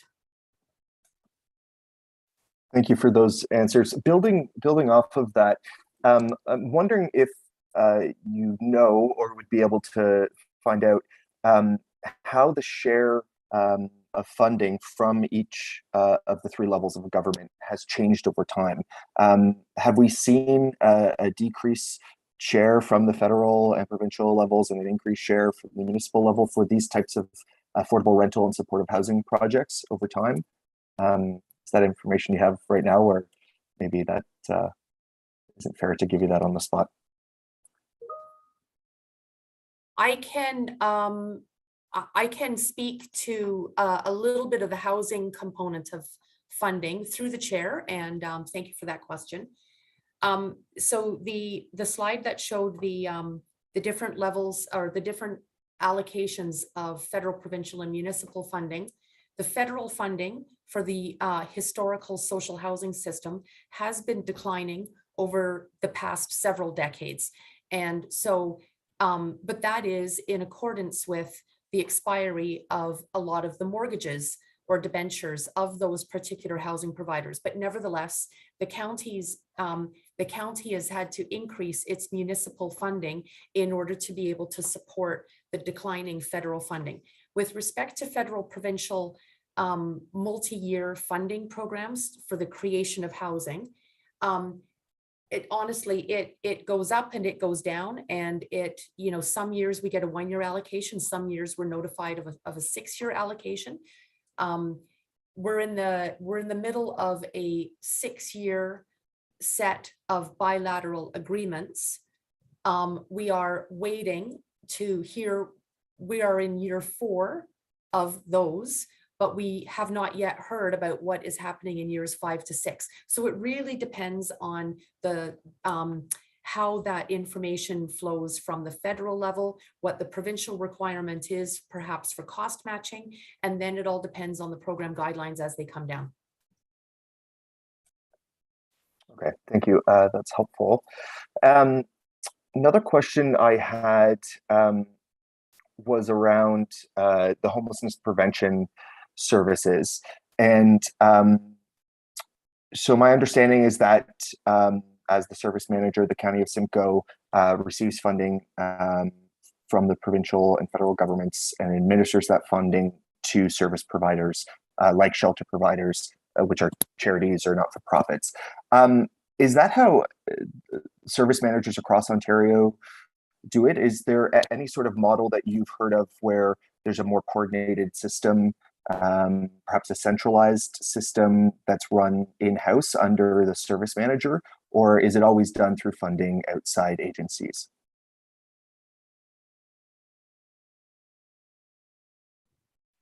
Sorry about that. I was trying to get myself off mute. So certainly there are different models across the province. Many service managers operate in terms of the type of service system management that the County of Simcoe administers. So the third-party contracts with agencies who are specialists in the delivery of those services, that is certainly a large portion of the way the service managers in the province would approach the work. There are some larger municipalities, like the City of Toronto comes to mind, for example, where they directly deliver. That's certainly a model. It's an ambitious and robust, and I would assume relatively costly model, but that certainly is a very different community than Simcoe County. For example, it's a much more urban, doesn't have the combination of urban and rural like Simcoe County does. And sorry, one last piece is just with respect to local need.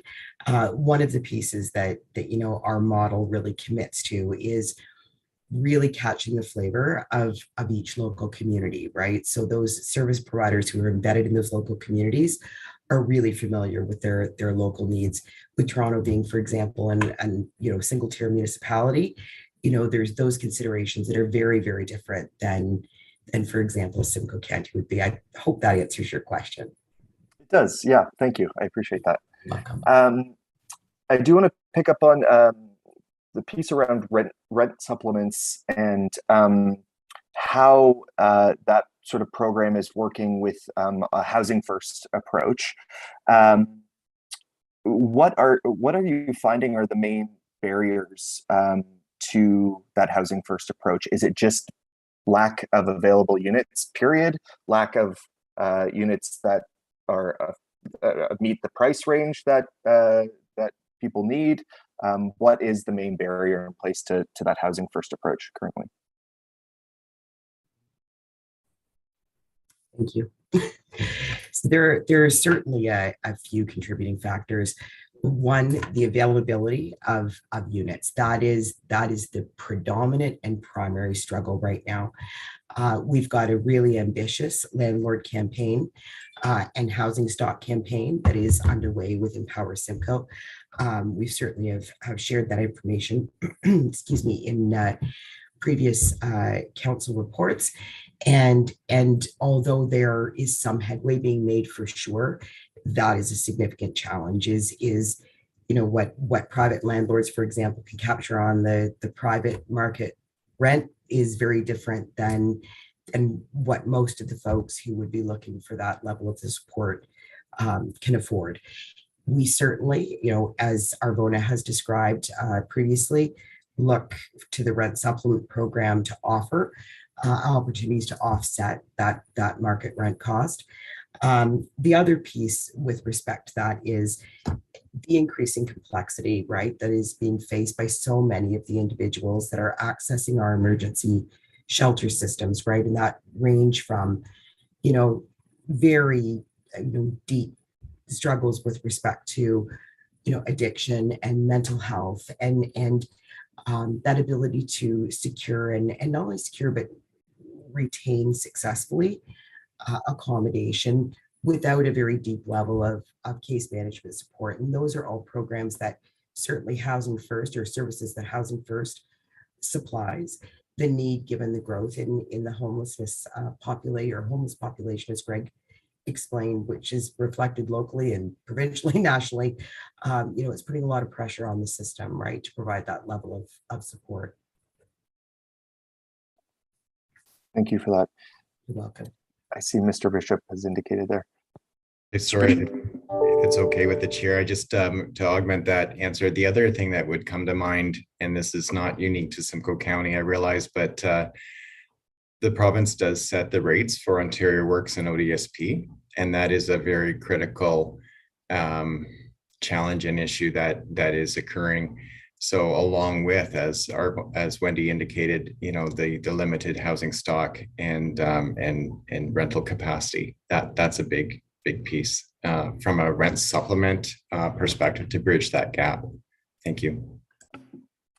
Thank you for that answer, Mr. Bishop, and for adding that. That's a really important point. And I'll say it because you can't. I mean, the rates that OW and ODSP are at right now, it's legislated poverty, and it's completely unacceptable. And I hope that this provincial election, that's a big topic on everyone's radar, because we are hurting people in our communities with those programs not being adequate enough. My final question. I'm a big believer that the city of Barrie, the county of Simcoe, we're in this together. If we see a development in a community elsewhere in the county, that's ultimately going to help the people in the city of Barrie as well, because we are, we're a region that's interconnected. So I like when the city and the county work together collaboratively, and I'm wondering, just generally, what, if anything, you think the city of Barrie could be doing to help the county have more success in these programs, especially on the housing side of things. To County of Simcoe. Maybe I could start, and I'll look to my colleagues. I guess there's a couple things. I think the Barrie's affordable housing strategy or the mayor's task force recently. There are many municipal tools and abilities that can happen at a local level or a single tier level that can result in incentives. And I know when we were doing the first, creating the first 10-year strategy, it was it was commented a lot by a number of organizations and stakeholders, as well as the consultant that was engaged at the time, that everyone owns a part of this challenge and this opportunity. And I think that includes the development community. I remember at the time County Council was very interested in the development community being part of the Affordable Housing Advisory Committee, and they are. I think there's a number of maybe planning tools and different things. And in addition to that, there's some innovative pieces. And I know certainly that did some of the examples in the Barrie strategy are very unique and innovative, and will build on some of the work that already is in existence with the county programs. I would just also mention that we did have an opportunity where your staff came to the Affordable Housing Advisory Committee, and I believe that was very well received. Councillor Kungle does sit on that committee. Thank you. I'm not sure if Fargona or Wendy had anything else to add. Sorry. Go ahead. Thank you. And through the chair's letting me speak, I'll tag team on to Greg's comments there. So just a couple of comments, and it's kudos to Barrie, really. The planning tools that Greg mentioned are in evidence, such as the community improvement related grants that are offered to housing developers in order to be able to create affordable housing. The City of Barrie's foray into that area is excellent, and I believe it's had good take up of that program.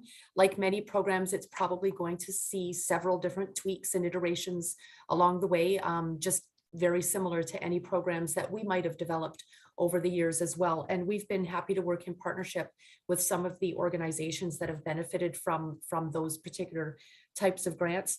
Another aspect as well is the Regional Planning Commissioners of Ontario has an affordable housing work group. It's a staff work group. It's not a political group, but just as an example of partnership, the City of Barrie planning staff and the County of Simcoe Social Housing Department Implementation Manager, they actually co-chair that group.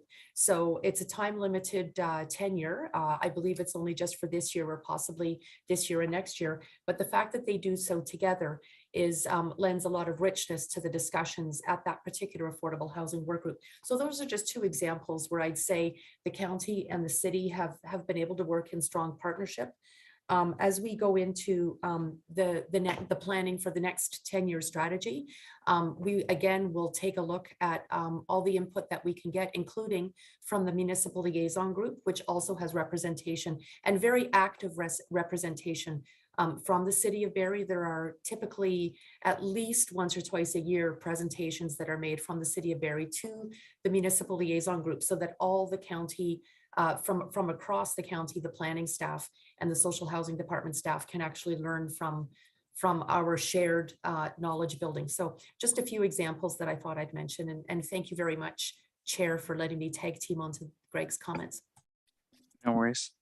Thank you so much for those answers. Those are all my questions, and thank you to all the representatives from the County of Simcoe for being so generous with your time, and thank you, Chair Morales, for allowing me so many questions. Thank you. No worries. I've done it on a once or twice occasion. Councillor Natalie Harris, go ahead. Thank you, Chair Morales. Thank you so much to all the county representatives who presented today. Really appreciate it. And thank you to the questions prior, knocked some of mine off, which is great. My first question would be looking for an update on the status of the travel lodge. What is the time frame that we would still be able to use that as our temporary shelter, and what kind of concerns do you have going forward with possibly not having anywhere for those individuals to go if we don't have the travel lodge still?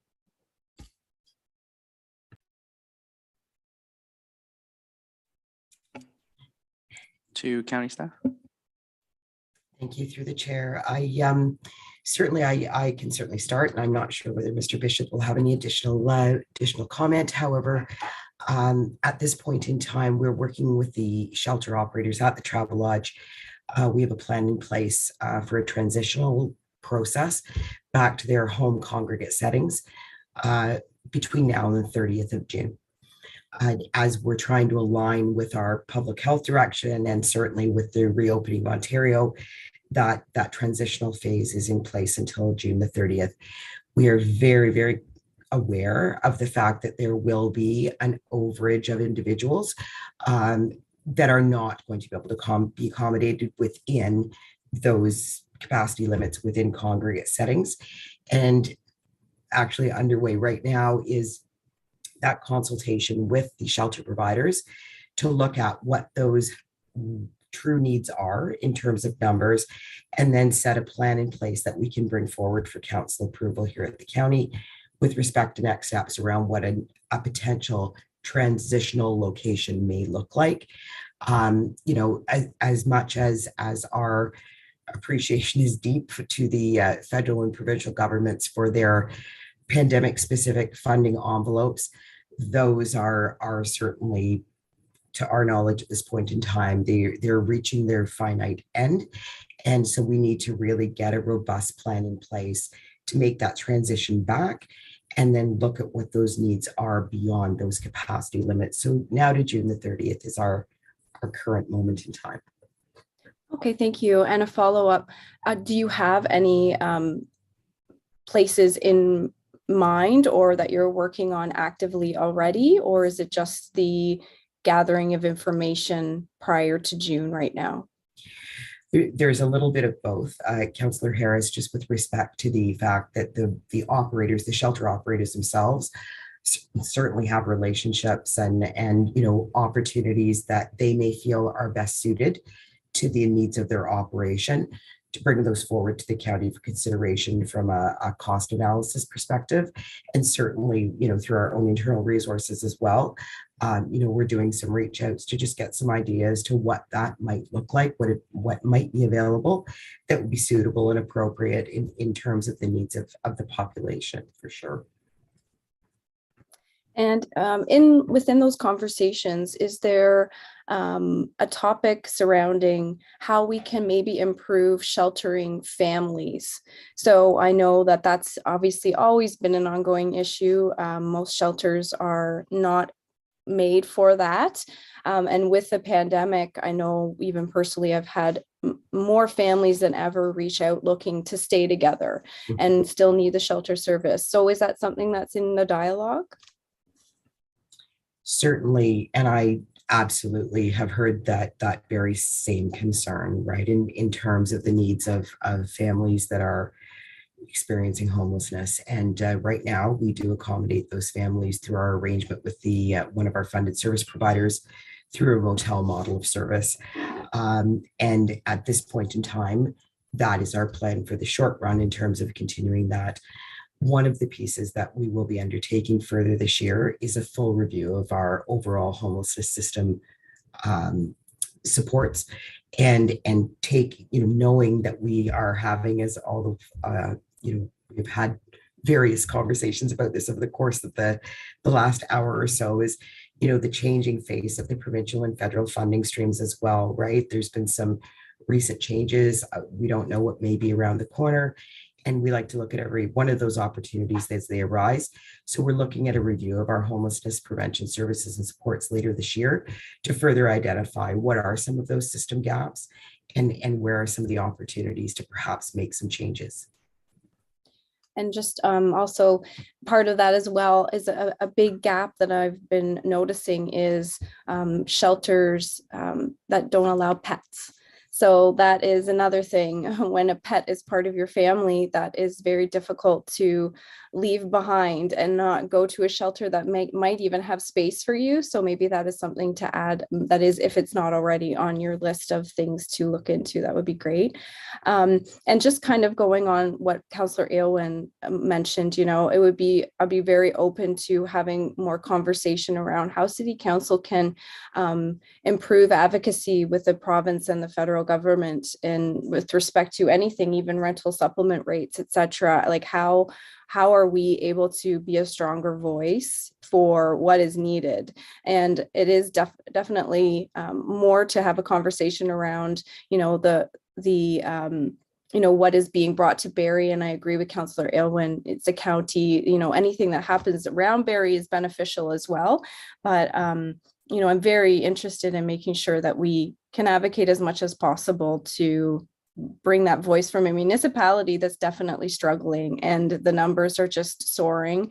And it's just so concerning to know the time and the clock is ticking towards where these individuals will go when the Travelodge is no longer available to us, and what that will do to the social services that are already stretched thin right now.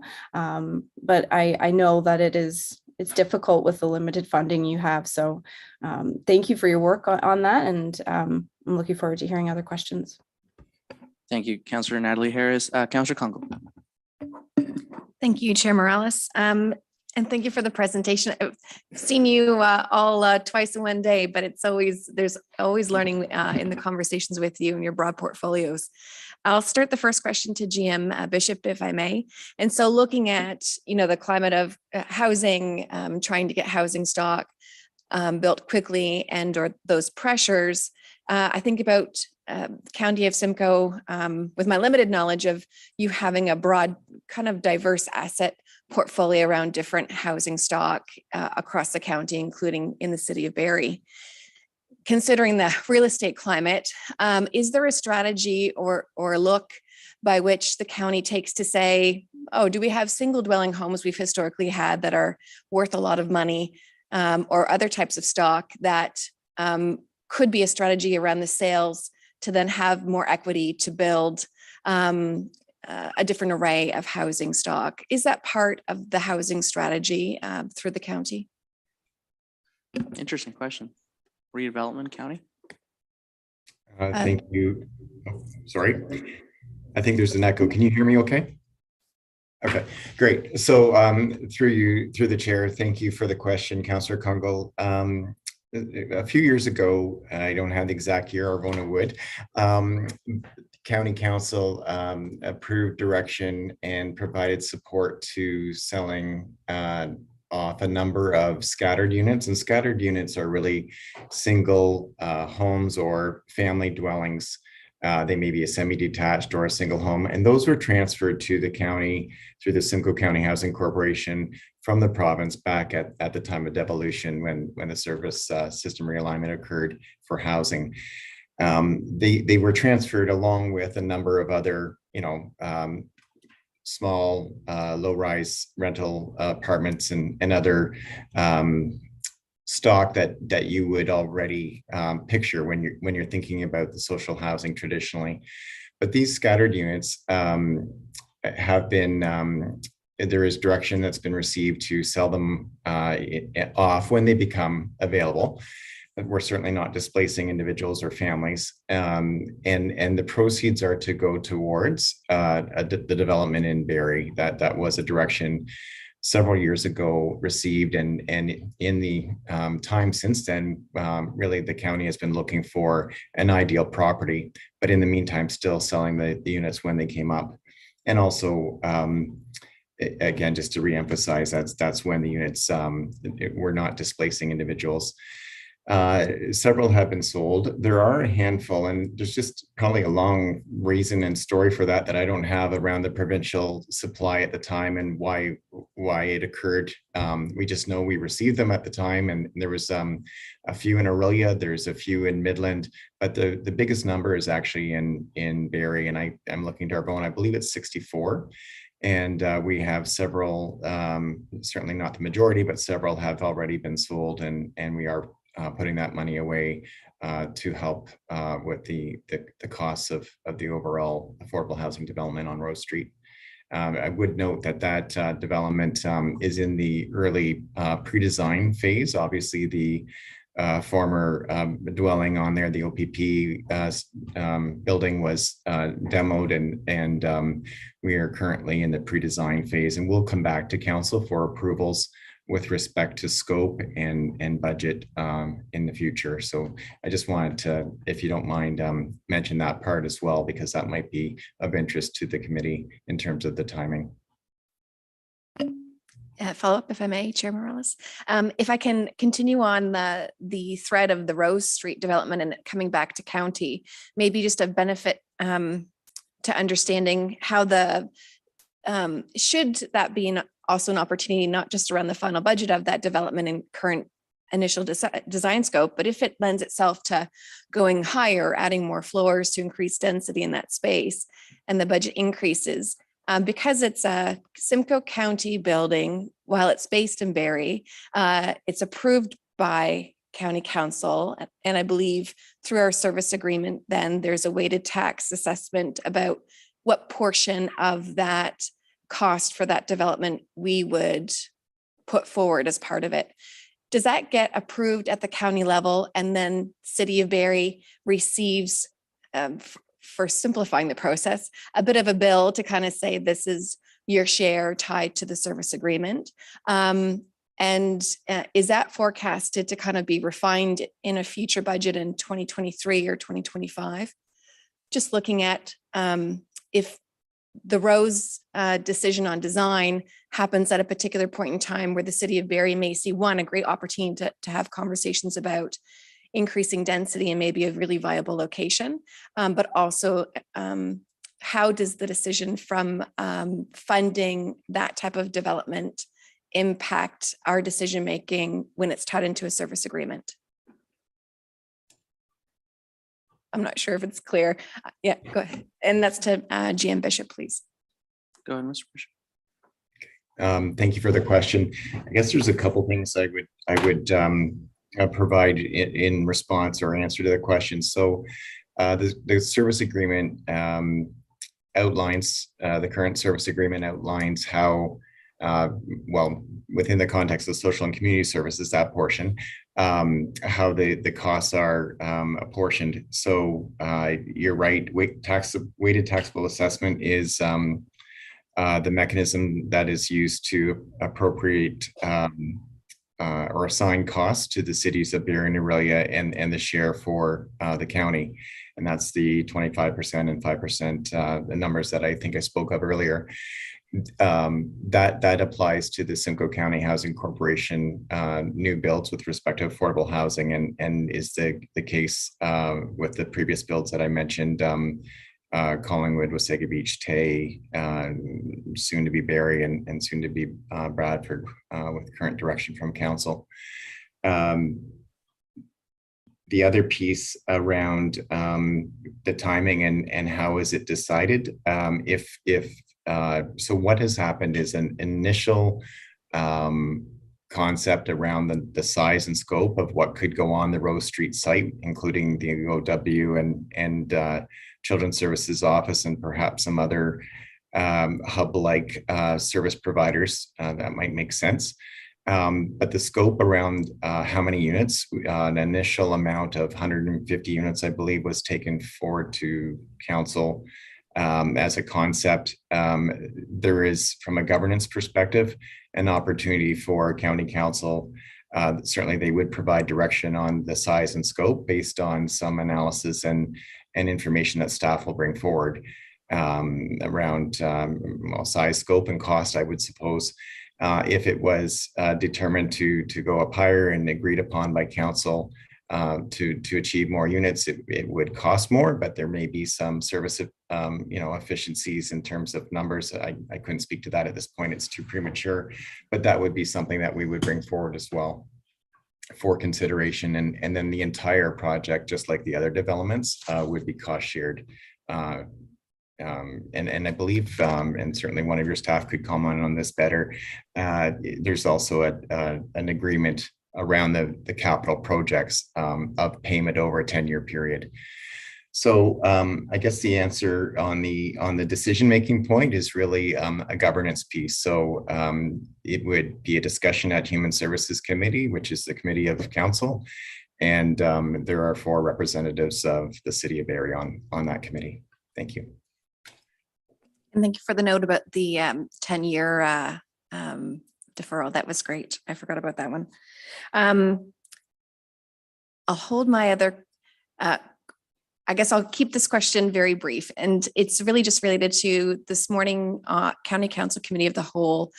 We had a presentation by the County Hospital Alliance. And I think just when we talk about funding and pressures and asks in the future, that really focused on 7 hospitals identifying various capital developments. And so thinking about what this council will see, just in the development of RVH and the forecasted ask that usually comes at a municipal level. Is there a future forecasted impact where we're going to see county discretionary dollars, if they're not coming from federal and provincial? Do county municipalities actually put forward municipal dollars like City of Barrie and City of Orillia would on those the hospital capital plans? And I'm wondering just about the timing of all those. We're seeing significant provincial announcements around capital hospital development. And I didn't know if that plays an impact factor with discretionary dollars the county may have for housing and other investments. I'm also seeing huge long-term care development, but I didn't know if we're going to see within the next 5 years significant capital redirection of dollars to support hospitals. County staff? Thank you for the question. I would note that the Hospital Alliance presentation that you were referring to from this morning, the County of Simcoe has funded for a number of years. I don't have the number in my head, but I know it's been more than probably 2 terms of council where they have provided funding to the Hospital Alliance, of which RVH in Barrie is one of the members, and that is with respect to providing assistance towards the capital items, including capital items. So I would first note that, and that is not cost shared with the cities of Barrie and Orillia. That's outside of a service agreement. That's a separate funding mechanism to the Hospital Alliance from the member municipalities that make up Simcoe County or the County of Simcoe Council. With respect to I've just gapped on the second part of your question. I'm sorry. It's good. And maybe I'll quickly reframe that second part, which is, does the county typically use reserve or other dollars outside of provincial, federal that we might see other demands for, and that might create some different conversations around plans for housing over time? The best I could answer on that one as staff is that there are a number of pressures for municipal dollars, and I wouldn't be able to speak to the allocation. That would be a political county council decision through the regular governance process. Yeah. Thank you, GM Bishop. Thank you, Councillor Congo. Councillor Reba. Thank you, GM Bishop, and for a great presentation. And you have a tough job, always increasing needs, and the dollars don't necessarily go along with that. So kudos to you for all that you can accomplish. I wanted to follow up a little bit what Councillor Natalie Harris was talking about. On one of your slides, it's the one that shows bed nights used in emergency shelters. And I noticed that the bars on the graph keep getting bigger every year. And I guess my very first question is there, it's something that everybody struggles with, of course, and the service providers for sure. But do you have any thoughts on how do we keep those bars from getting longer every year? It looks like in Barrie, over the last year, we've increased by 10,000 bed nights in 1 year. That can't be sustainable in the long run, and we certainly have to put more resources into it. So any thoughts in terms of what we as a county and as a city ought to be thinking about in terms of fixing that? County staff? If I could start and turn it to Wendy Hambreff shortly. I would just note that housing stability and housing for individuals is the priority. It's not just here in Simcoe County and certainly the cities of Barrie and Orillia, but throughout the province, this is the approach, and the provincial and federal direction as well. Sadly and unfortunately, because of there isn't enough housing for everyone at this point, or housing for where people are at a given time, there is a need then for homeless shelters. And so the shelter beds and the graph that you're describing, Councillor Rietma, is certainly a good observation in terms of the increased numbers. It's very clear and very visual there. That is really related to some of the comments I think that questions and answers that we were talking about earlier with respect to the increased numbers of homeless that have been observed through the pandemic. That's where that spike is coming from. And there are a number of reasons for that. And again, I guess I would maybe reference the supportive housing discussion that was occurred earlier in some of the Q&A as one solution, particularly for individuals who are experiencing chronic homelessness and perhaps a number of complex needs in addition to housing as a need. Not sure what more to add to that at this point, but I'll just see if Wendy had anything further.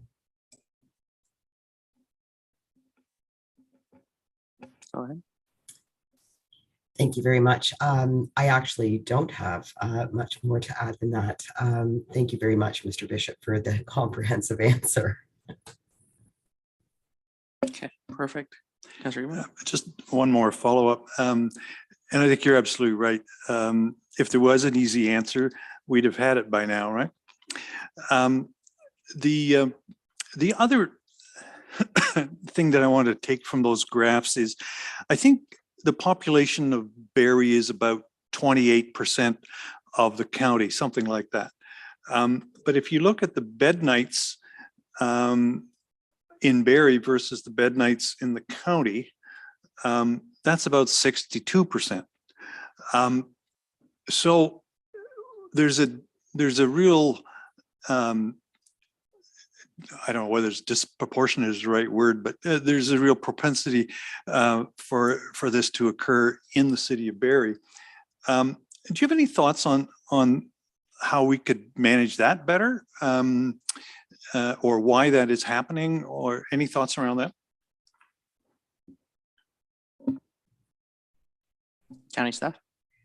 I'll start, Wendy, if just the first comment that comes to my mind, and I thought it's probably important to note for those who may be watching that homelessness does not have boundaries, and it is a characteristic of homelessness is a transient nature, and there's a number of reasons for that. People may migrate to an area for services. They might go to an area where they have friends or family or other networks, and that can change, and that's something that we've noted with those individuals who may be experiencing homelessness. There's just different reasons for that, and even prior to the pandemic, the same could be said for individuals who may be in a community to the north of our jurisdiction and on its way down to a larger urban center like Toronto, and there's even sometimes a seasonal characteristic as well. So it's pretty difficult to answer that specifically, other than the solution is around housing for all. But those experiencing homelessness, just like individuals who are applying for different benefits such as Ontario Works or rent supplements, they can move to other areas and do similar requests for assistance. I hope that's helpful. And Wendy, I don't know if you had anything else to provide. I may have missed a part of the question. Thank you. Thank you, Greg. Certainly, just to expand a little bit on that, certainly we recognize, right, as all of you do, the increased numbers that are being seen across the county of Simcoe, and as Greg referenced, right, there is a transient component to folks that are homeless and experiencing homelessness and migrating to larger urban centers to access a broader array of services is certainly one component of that, right? And on a positive note, I think we can celebrate the fact that there are a number of amazing services that exist within the city of Barrie as our largest urban center. That is going to bring folks who are looking for that level of support for sure as one component. Thank you for that. Just one final question on a totally different subject.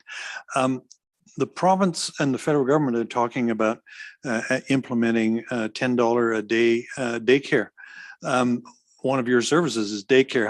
How does that impact the county and us, or does it?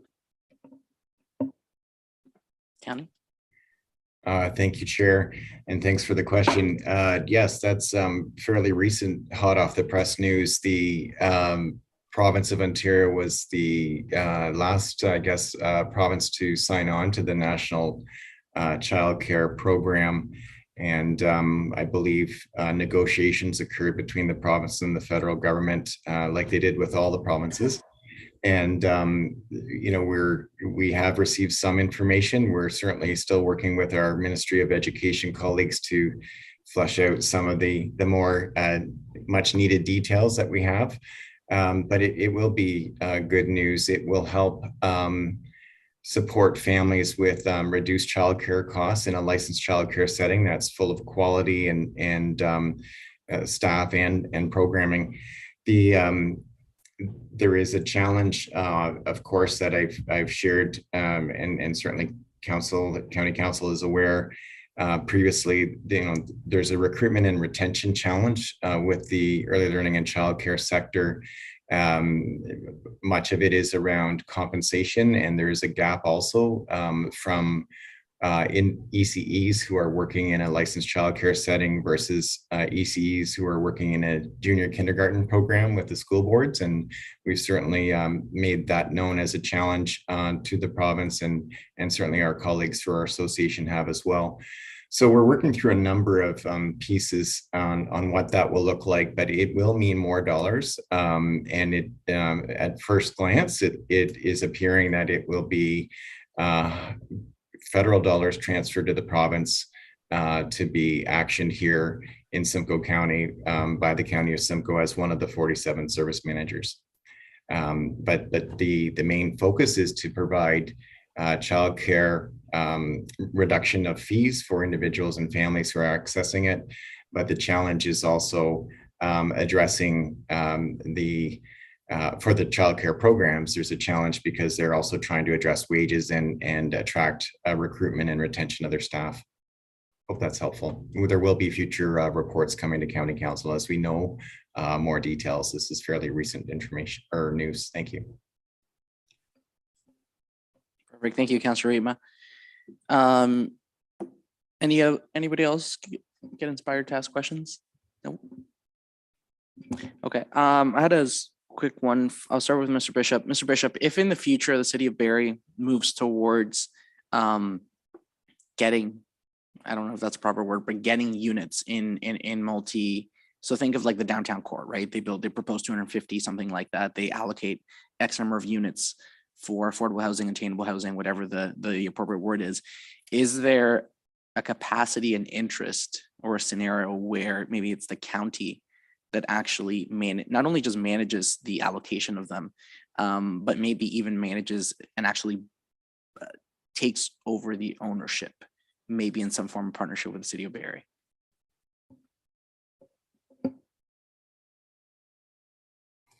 So I'm not sure I'm entirely clear on your question. If and maybe Arvona is, so I'll turn to you in a minute, but if you're asking if like there's a number of nonprofit service providers for social housing, as well as proponents in some cases that have received affordable housing dollars. And then we've also talked about the Simcoe County Housing Corporation, which has created affordable housing in some cases on the same site as some social housing units are existing. So if there was an increase or an incentive to create more units, so say part of a broader development and the municipality determined they wanted to have a certain number assigned to be affordable, that would be a negotiation or a discussion with the developer at the local single tier level. But I'm not sure if that's a question, or is it also around the fact that if we were to build something like we've discussed at Rose Street, are you asking if there would be a co-ownership with Barrie? I mean, I think at this point it would be a Simcoe County Housing Corp. It is a Simcoe County Housing Corporation development, similar to the other ones in terms of operations. But I'm just going to pause, and sorry if you don't mind, I'm going to ask if I'm understanding your question properly. Yeah. Okay. So I'll ask the question in a scenario, so it doesn't feel so hypothetical. So let's say tomorrow a building went up and it had 200 units, and the owner said 5 units they're allocating towards affordable, attainable housing. And those 5 units, they don't necessarily they don't want to give them for free, but they're going to give them at a very reduced cost, maybe build costs, maybe slightly below build costs. And they say, get them off our hands. This is meant for the city, this is meant for the county or whoever. And that way you can preserve those rental rates. You can preserve those that, they don't just go into the market and then somebody 2 years later sells them or moves out. And that way you have total control. Is the county in a position in that scenario? Or might they be in a couple months, in a couple years, if not today, in a position where they go, okay, wow, 5 units, decent size, and at a very, very reduced cost. Like we're talking maybe your capital cost or lower, or something that you would it cost you guys to build. Is that something that the county would be interested in kind of getting into the line of actually purchasing those very reduced units and then managing them in some form of partnership with the city or whoever else is appropriate?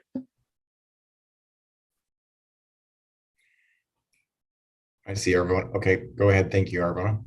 Thank you. Thank you, Mr. Bishop, and through the chair. Thanks for that question. It is not a simple answer. There are a variety of different relationships that we can have with private owners of multi-residential buildings. And in fact, the rent supplements that we have, quite a few of them are in partnership in a service agreement with private owners of multi-residential apartments, as well as nonprofit housing providers for the portion of the units that are considered market rent as opposed to deep RGI. So we do have that kind of ongoing relationship right now with the private sector. We have not purchased for ownership 5 units within a multi-residential building. There are in other areas of the province, particularly in very dense GTA locations, Peel, Toronto, possibly Halton, but I'm not too sure about that, where they have entered into arrangements which are called a head lease, which are different from a rent supplement agreement, but and there is some sort of committed affordability length period of time that has to be kept in order for that to work. Some of the areas, some of the service manager areas that have gone down that road have done that because the affordability factor of doing that was less expensive than direct construction by the local housing corporation. We are only just now starting to get into a situation where we might want to consider that. And of course, that would be a council direction. So that would be another piece of a council report that we would need to bring forward to county council for consideration. But before we ever did that, there would be a lot of analyzing and crunching the numbers, because the last time we took a look at that, it wasn't, the cost to actually develop the units over the long haul was the same as actually paying somebody else to give us 5 or 10 units within their larger building. So that was the last time we looked at that analysis, which would have been probably about a year ago, maybe 10 months ago. So quick clarification. Yeah. So you would have to go to council to ask to see if you would begin a head lease or begin capital purchases. If we were to embark on a business model of head lease, we would need to take that to county council for consideration, because it's not something we've had approval or direction to do from council as of yet. It's actually never been something that we've brought to council for consideration, because the business case hasn't warranted it at this point in time. So I appreciate the commentary on the head lease. It's actually very interesting. But my question was more focused on the capital purchases. So just to extract the information from your answer, you guys currently don't do that. If is there anything right now why you don't do it? Like, is it just like the numbers don't make sense? The offers haven't been there? Because usually developers of, in that scenario, 200 units, you know, kind of a downtown condo, unless they're being forced to, they're maybe not going to give that. Like, what is the mitigating factor as to why this isn't an option? We have actually funded, not purchased, but funded some third-party rental development. So, for example, there might be a third-party rental development created by a private developer who was creating 100 units. And that private developer, maybe in an RFP process back in 2013 or 2011, might have submitted to us a business case application, a tender or a submission for maybe a third or a half of the units within that building to receive capital funding of up to $120,000 per unit. And so we have not purchased them, but we have provided funding for a portion of the building to be created as a capital investment to be owned by that entity, whether it's a nonprofit or a private developer. So that's an example of capital funding that has flowed. I don't know how the logistics would work, where in a multi-residential development, which is owned by an entity, how another entity could own 5 or 10 units in that entity with a straight ownership without there being some sort of ground lease agreement or a head lease agreement. Just further to Mr. Bishop's earlier part of the answer on this question, which was around that we work in partnership with nonprofit organizations. Some of our historical social housing system is comprised, in addition to Simcoe County Housing Corporation, it is comprised of nonprofit, cooperative, and Indigenous housing providers that are incorporated typically under the Nonprofit Incorporations Act. And we have actually helped, for example, Barrie Municipal Nonprofit Housing in their fire on Little Avenue. They rebuilt their building, and then they added 11 units, and they were able to go to CMHC, apply for funding. They received funding for the additional units.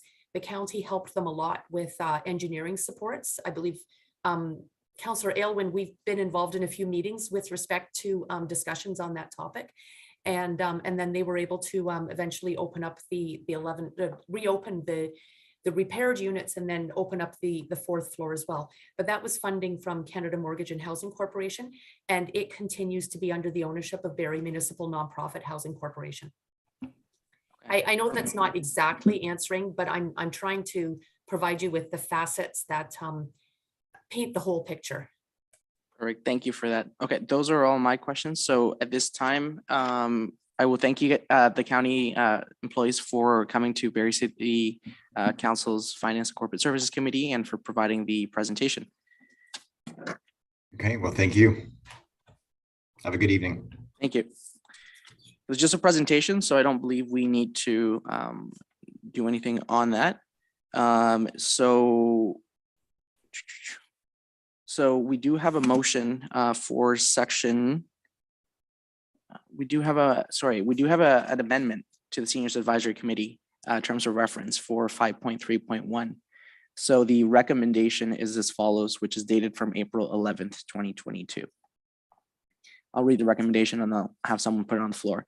Section 1, that the Seniors Advisory Committee terms of reference in Schedule B of Bylaw 2019-100 be amended by replacing the mandate for the Seniors Advisory Committee with the following. Mandate: to advise City Council and staff on all mandates related to seniors which impact municipal matters for the City of Barrie.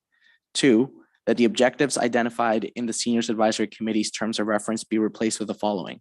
Objectives: to provide advice and recommendations to City Council concerning opportunities to make Barrie a more senior-friendly community focused on services, roles, and responsibilities within the City of Barrie related to housing, transportation, communications, and civic participation, semicolon, to actively seek input from seniors in the community, to review the age-friendly plan related to seniors' issues and make recommendations, to annually develop a work plan inclusive of a City of Barrie supported town hall, and to annually report on accomplishments.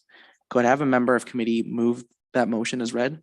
Perfect, moved by Acting Mayor Ward and put on the floor. Are there any questions for members of committee regarding this? Any questions of non-members of committee? And I will note that Councillor Congo is on this committee. My notes told me to remind people. If you have any questions, comments? You don't have to. No? Okay. Sorry, just my notes are like, Councillor Congo is on the committee. Any questions from non-members of committee? Nope, seeing none. All those in favor, please indicate. Perfect, none opposed. That passes unanimously. Thank you very much. We've already. Oh, perfect. We are still on section 5. Got my papers out of order. So to receive the other reports of the committee, 5.1, we have 4 of them to receive. 5.1 we've already received, which was the investment board. So we have just the International Relations Committee, April 5th of this year, the Seniors Advisory, April 11th of this year, and the Accessibility Advisory Committee dated April 14th of this year. Could I have a member of committee put them on the floor as received? Councillor Thompson, any questions? Nope, none. All those in favor, please indicate. Passes unanimously. Thank you very much. And we've done the seniors.